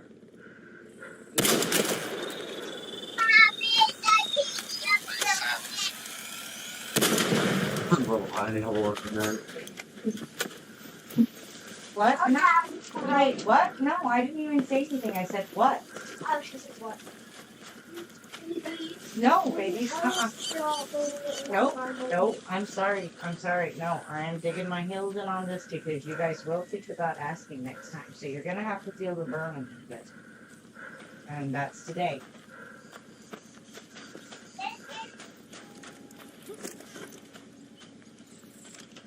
Oh. I was hoping we get a little bit more of a No. different flavor with different maps. No, They that's locked what them down, huh? Actually, at the same time, I kind of like that. No, they do. Only because... Like a joke. Like a... Yeah. I think it's you because I know. I'm doing something and you're doing something. No. What? Yep. We want to keep this game as fresh as possible, right? For the 3rd launch.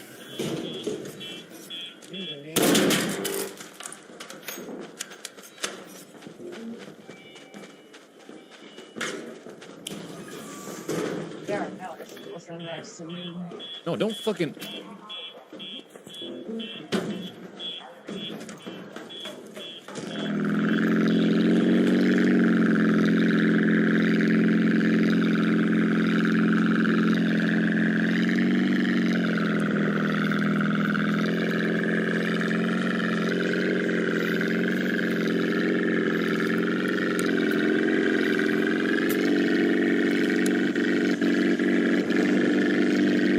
Let's see if this guy's in here.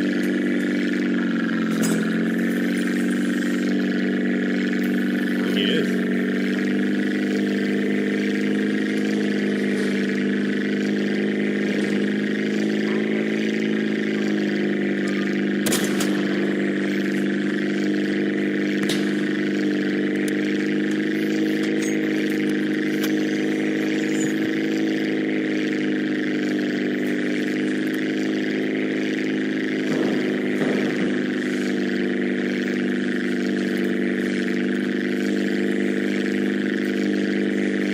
I'm here, can I join?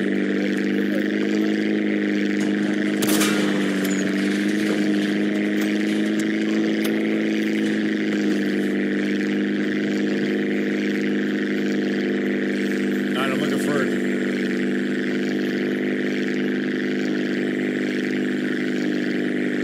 a driver. A Hornet driver. There they are. There they are, champs.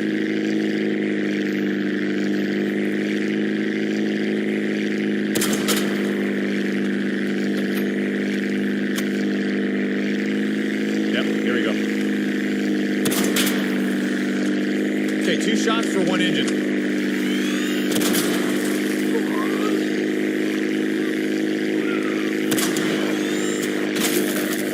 Like, I can't fucking barrel roll because my guy is like the most unathletic. Wrong one. This fucking game. God, man. And I'm being slowed down by the electric.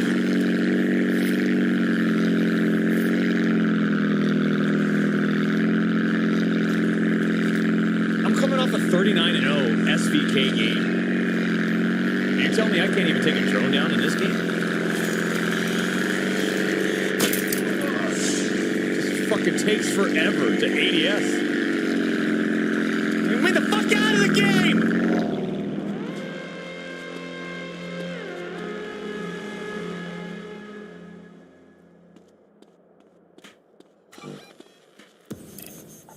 I'm trying to take down one of these Hornets so I can get in and get out. You know what I mean, chat?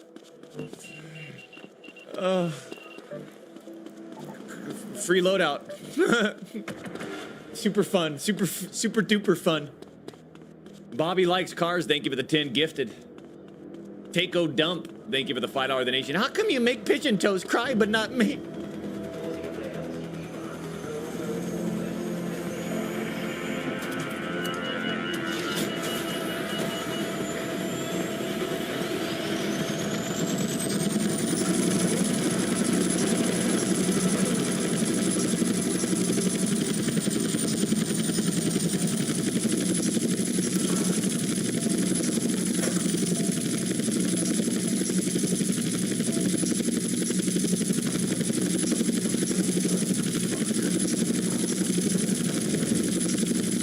Exactly where we're at.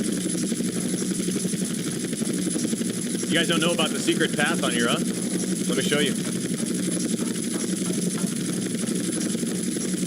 Ready?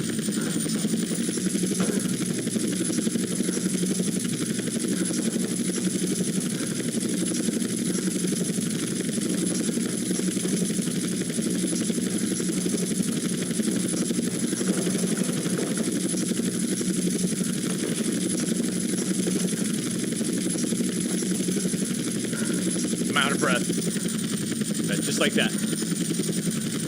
Ooh, is that a, this might be a Hornet. We're in the same spot. I think we fight this thing over here. Hey, over here. That's not a Hornet.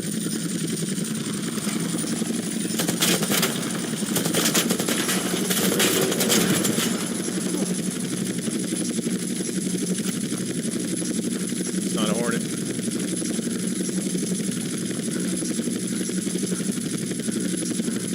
There it is. Stay over here. Yeah, we need to talk. But I like to talk in private over here. Isolated.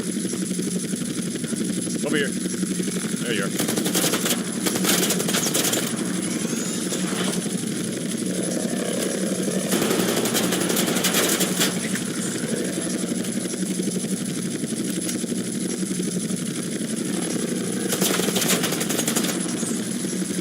Okay.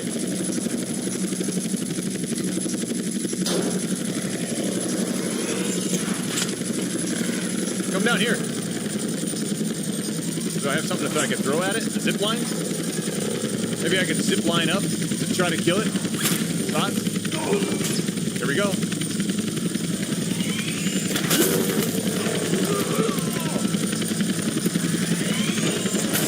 No? It's not good enough?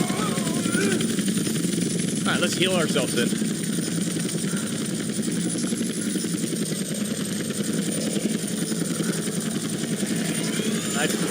Like I'm out of breath!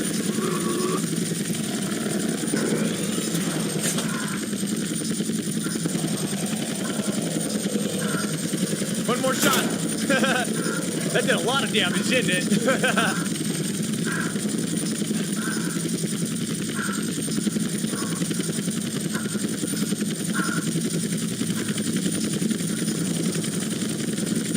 Blaze grenade. I didn't know I had this. Where's this thing? There it is. It's kind of wobbly, isn't it?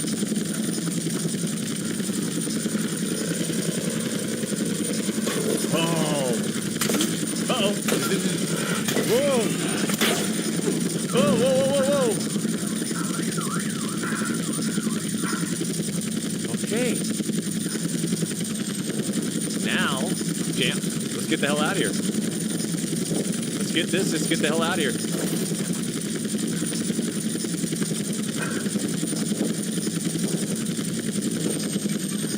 There's our device. We're out here. Oh.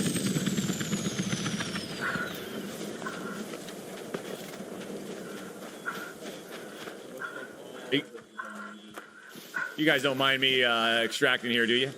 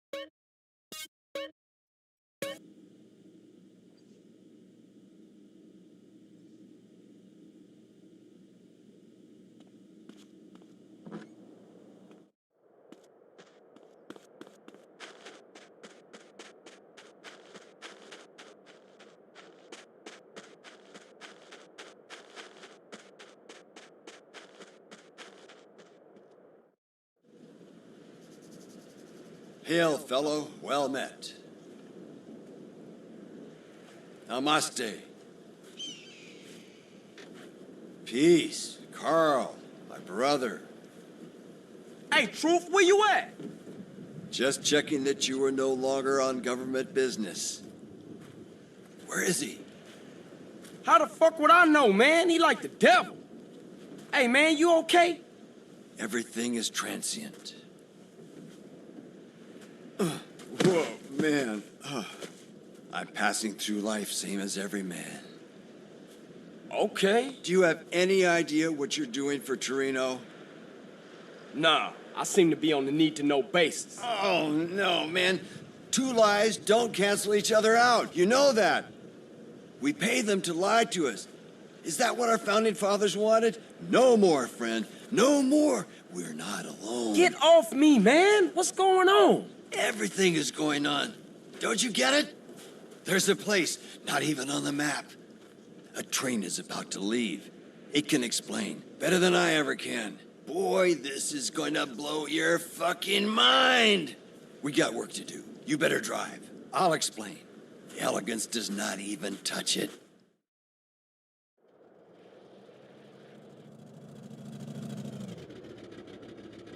Hey, Truth, do we have a plan here? Go, go, go! Hey, hold up, dude!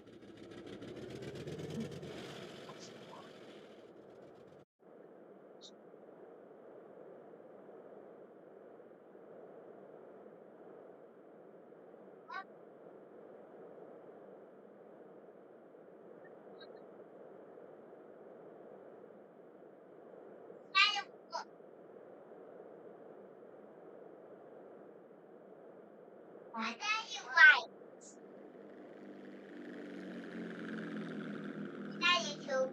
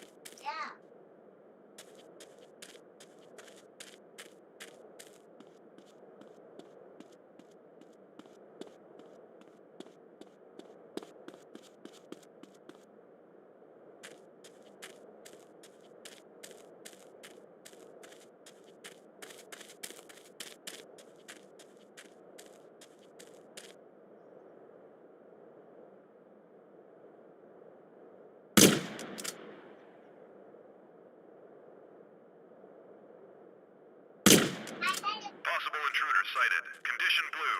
Set searchlights to tracking mode.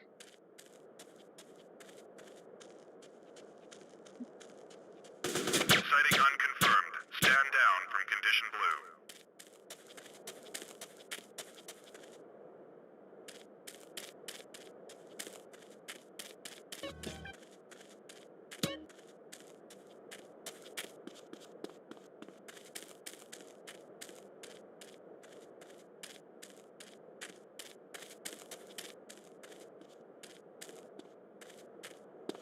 Code blue.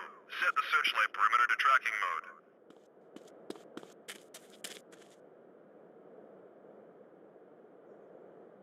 This is a code red. All personnel adopt intruder protocols. All towers are cleared to use lethal force. Repeat, lethal force. Lockdown protocols initiated. Blast doors and security tower isolated.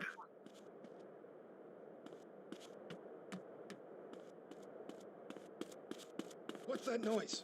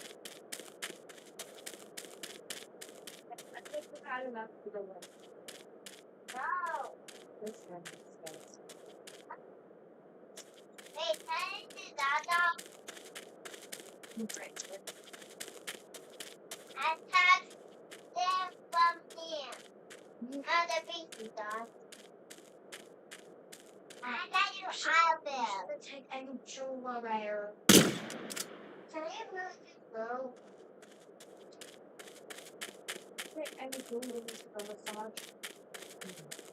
Or the you like most.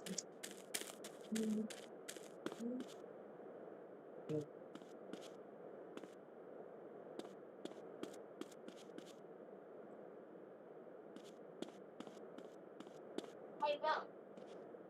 You keep saying like, oh my gosh, I'm too much moisturizer. Right, yeah.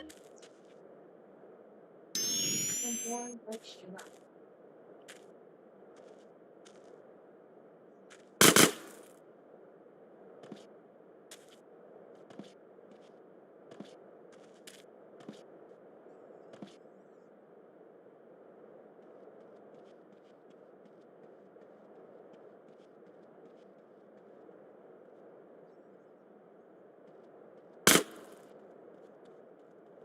No, I did it. Okay, yeah. I did it reducing. Then I did it as slander.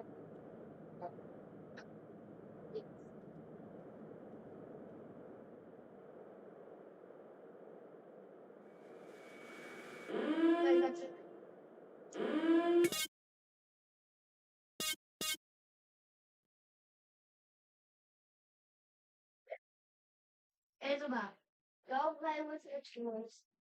Why not open up the shelf for that? Due Dissidence says, seems like a good time to remind everyone that ICE is a creation of the post 9/11 paranoid hysteria that ushered in the modern incarnation of the surveillance state. Due Dissidence knows about this. Ironically, but not surprisingly, the very surveillance state that MAGA claims to oppose. ICE was invented after 9/11 because of our hysteria, and it's the very surveillance state that MAGA claims to oppose.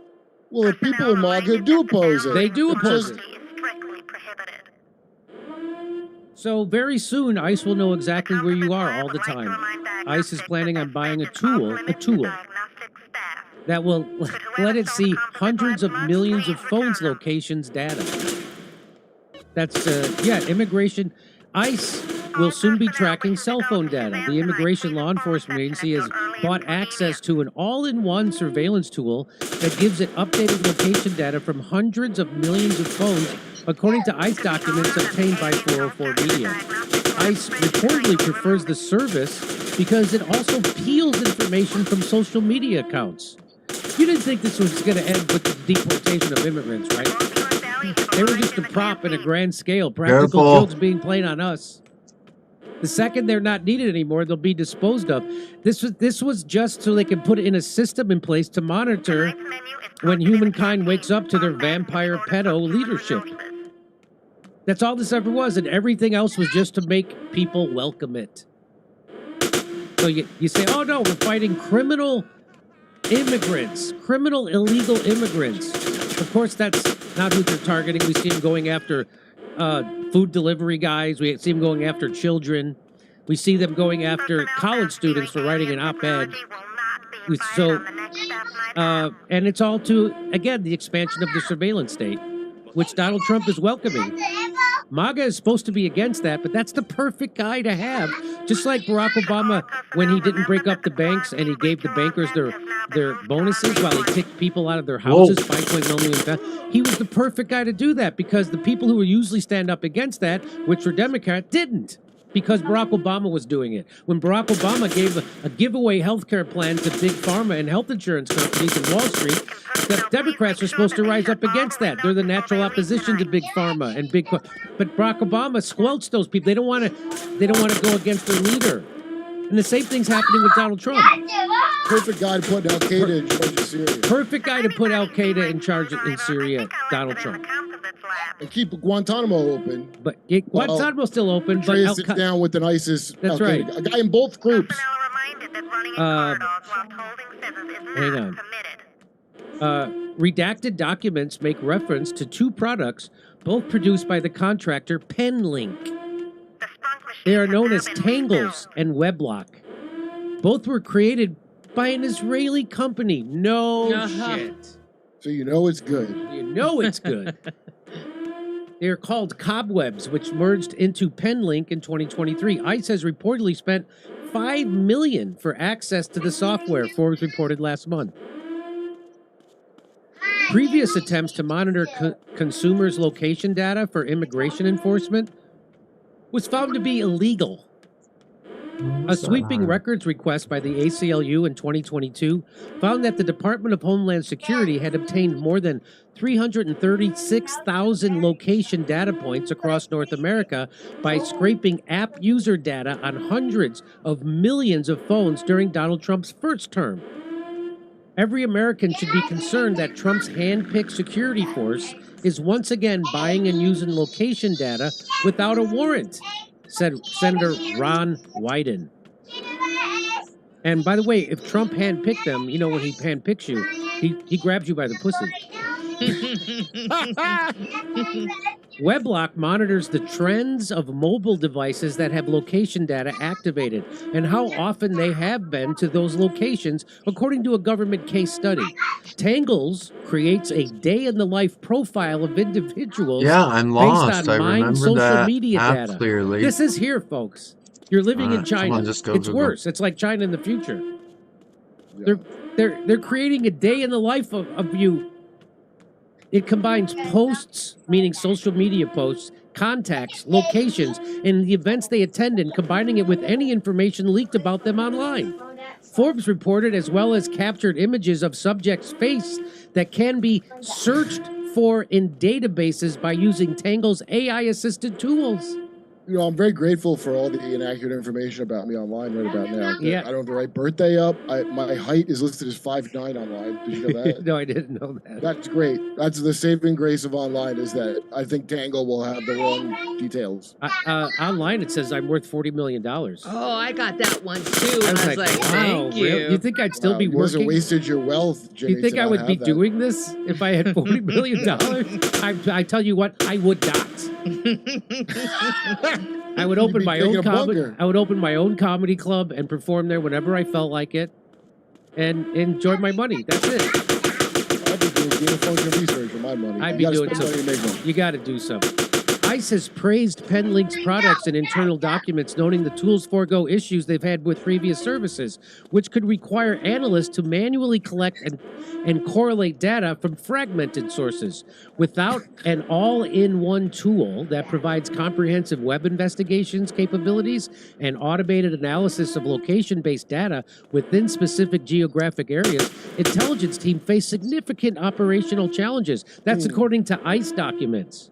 How do we get this information to Israel faster? Was their problem? ICE is reported, here's some Ben Crump. ICE is reportedly trying to buy powerful surveillance tools to track people through data from hundreds of millions of phones without warrants. This is a dangerous step towards mass surveillance. Oh, shut up. I think we already are mass surveilled. Why do we need step? It's a step. You're the towards- Patriot Act, you fucking jerk. We already did the Patriot Act. They already have. Anyway, no agency should have unchecked power to spy on Americans. What I they say, do. But You look, remember Snowden? Kurt, but look how conscientious these ICE guys are. Do you see? To make sure they don't give you, they're wearing the face masks to make sure they don't give you any germs when they give you a rifle butt to the skull. Isn't that nice? Yeah, I appreciate that about them. That's cool. That's These nice. new hires with no experience that they've mass hired. So mass deportations will rely on authoritarian. This is from a place called Pogo. Soon to be gone off the internet, I'm imagining. What happened to Togo's? Wasn't that a sandwich place? Whatever happened to them? I don't remember that. Mass deportations will rely on authoritarian surveillance because our specialty is creating a problem that we have to roll soldiers in to resolve. Yeah, well, that's why China had a social credit system, because they didn't have enough cops for billions of people. So that's why they were early adopters of that. And by the way, a bunch of stuff that they busted people for, they should have in China. They just don't have the force. They put so many illegals into America that they don't have a force to get them out. So they got to cut corners to try to make it happen, because since Trump's a lame duck. And so, of course, it's going to naturally go to surveillance. In his first weeks in office, Trump issued several executive orders that intended to use federal law enforcement and military support to expand immigration enforcement operations within the U.S., raising concerns about compelled data sharing and dramatically accelerating the ongoing mass deportation campaign. In the months since, the administration has begun destroying guardrails within government that protect personal data, aggregating data to support this effort. I had no idea there were any guardrails whatsoever. I didn't know there are no illegally guardrails. spied for years. Yeah, there are no guardrails. That's the joke there.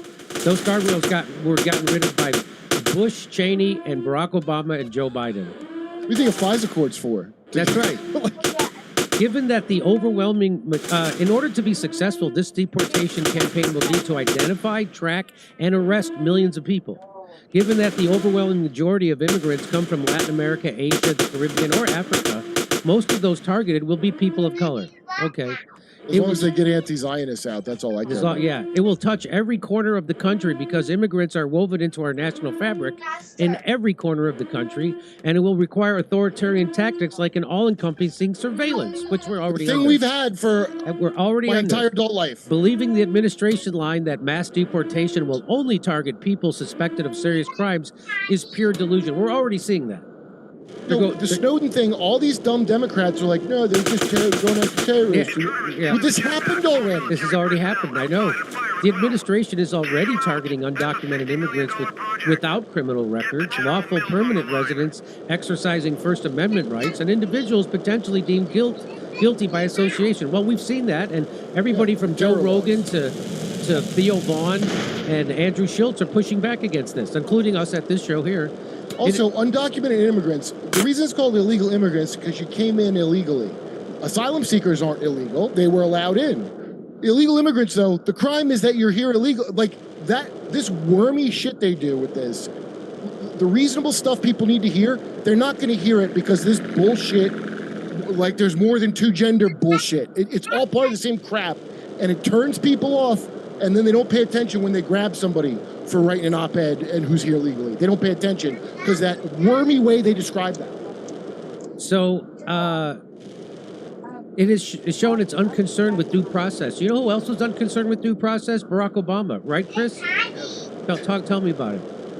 I mean, I have a joke about it. Someone screamed at me at a comedy club. I was just pointing out that he deported 3 million people, twice as many as Donald Trump, most of which without due process. Without due process. And, yeah, a lady started So they're screaming acting at me. like this is new.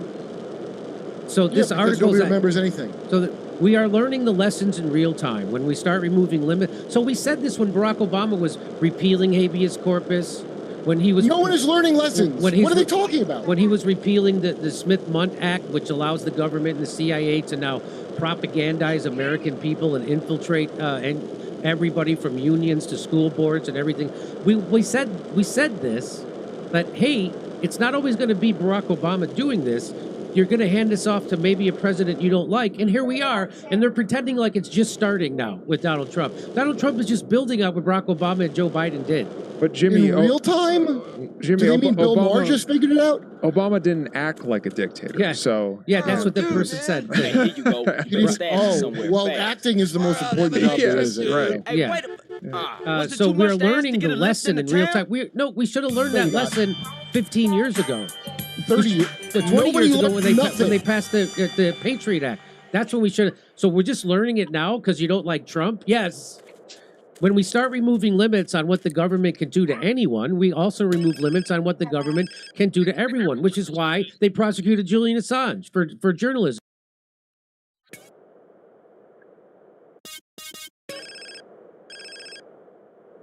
Hey. Carl, it's me, the truth. We got a date with Destiny, man, in about 5 minutes. Where you at? At the old airplane graveyard you've been hanging around.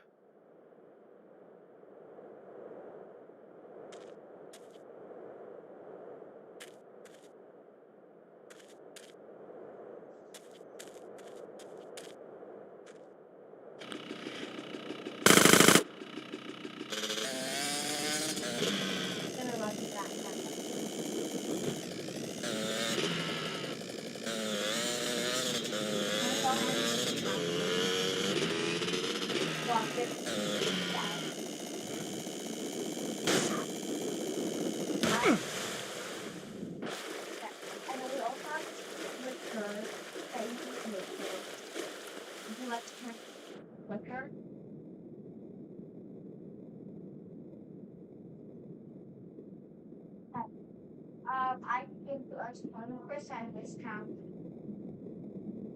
Once.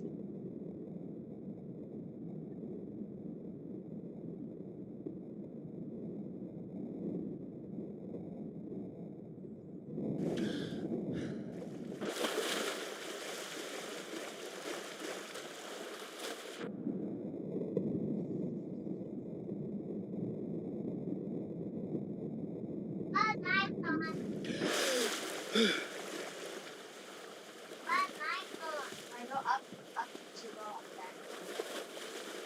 Okay. The basic arms is $20. Plus 30 for the leggings.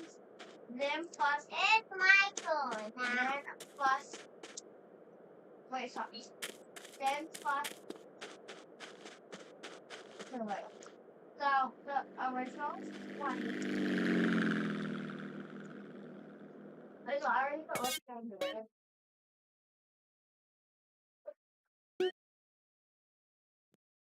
But now it's okay. Edward Snowden has to live in Russia. They tortured Chelsea Manning. The Barack Obama prosecuted more journalists under the Espionage Act than all the presidents before him combined. Why are you acting? Sure, I Marin hate will that. bring it This up. is the thing that drives me nuts, is when they act like this is just happening now.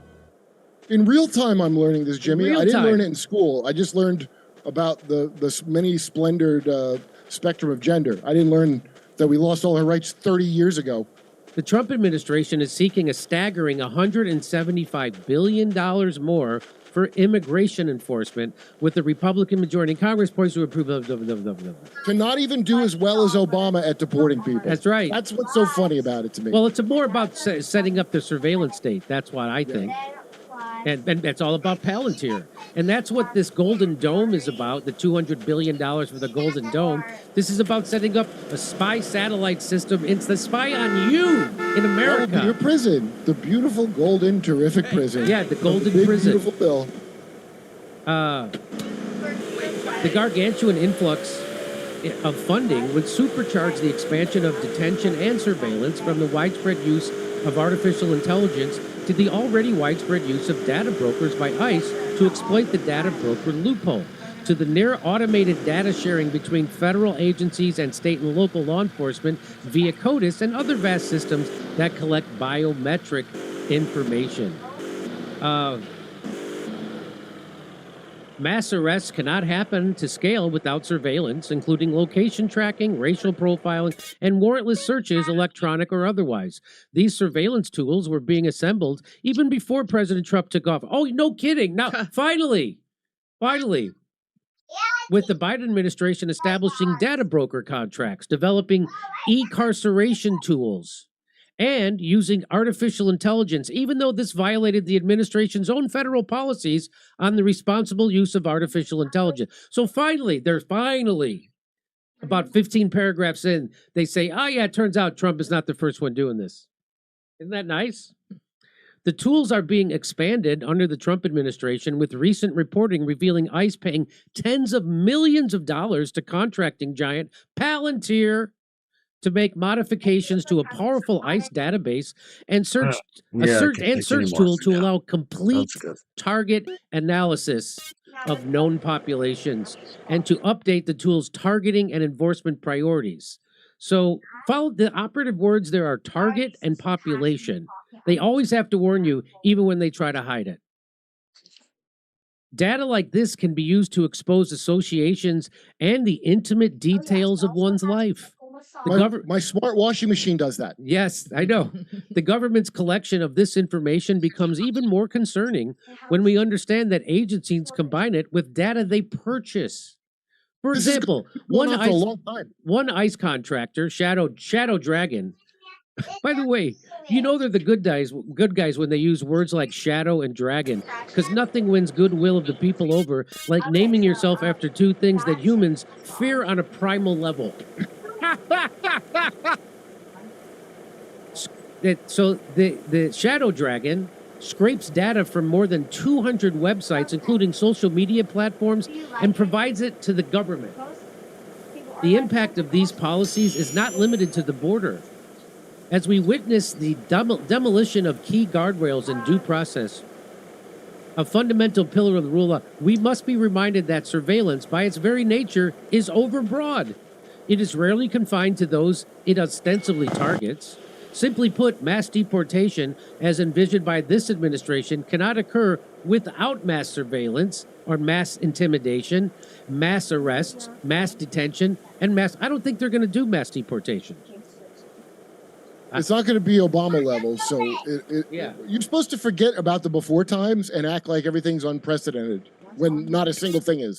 Due Dissidence says, seems like a good time to remind everyone that ICE is a creation of the post 9/11 paranoid hysteria that ushered in the modern incarnation of the surveillance state. Due Dissidence knows about this. Ironically, but not surprisingly, the very surveillance state that MAGA claims to oppose. ICE was invented after 9/11 because of our hysteria, and it's the very surveillance state that MAGA claims to oppose. Well, the people in MAGA do oppose it. They do oppose it. The Zionist portion and your neocon scumbag fucking portion, they always it's McCain forever. So very soon, here's the headline I just showed you. Very soon, ICE will know exactly where you are at all times. Ben, Trump is going to track Americans' every move, says Melanie DeReggio. This is in addition to Palantir tracking us over our private financial, health, and travel data, social media, donations, and more. So now you live in China, just to let you know, without all the cool stuff that China has. We don't have flying cars, or high-speed rail, or nice train stations, or beautiful state. We don't have any of it. Why aren't libertarians like Dissident Media, Real Angel MC, and Comic Dave Smith talking about how illegal immigration is being used as an excuse to usher in more surveillance state nonsense? Abolishing ICE should be a libertarian priority right now. Well, I don't know what Dave Smith's talking about. Maybe he is talking I'm sure about Dave Smith has brought it up. I'm sure he has. Abolishing ICE, I don't know why we need to abolish it. I just want to know why there's people actively working against laws that we have in place now. It just seems like a big pageant to me, the whole thing. Homeland Security, maybe abolish that. That's the big 9/11 one I recall. So I think they're going to deport me back to Chicago. October 19th will be in Irvine, California. We'll be in Australia. Then we'll be in Burbank, California the day after Thanksgiving. And then Pottstown, Pennsylvania, December 6th. Go to jimmydore.com for a link for tickets. That's strange.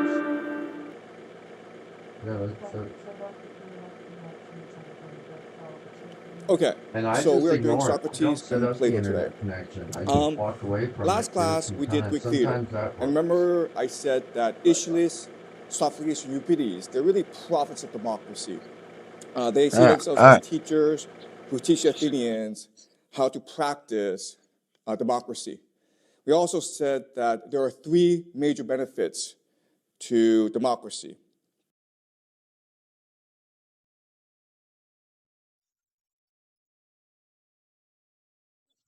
See,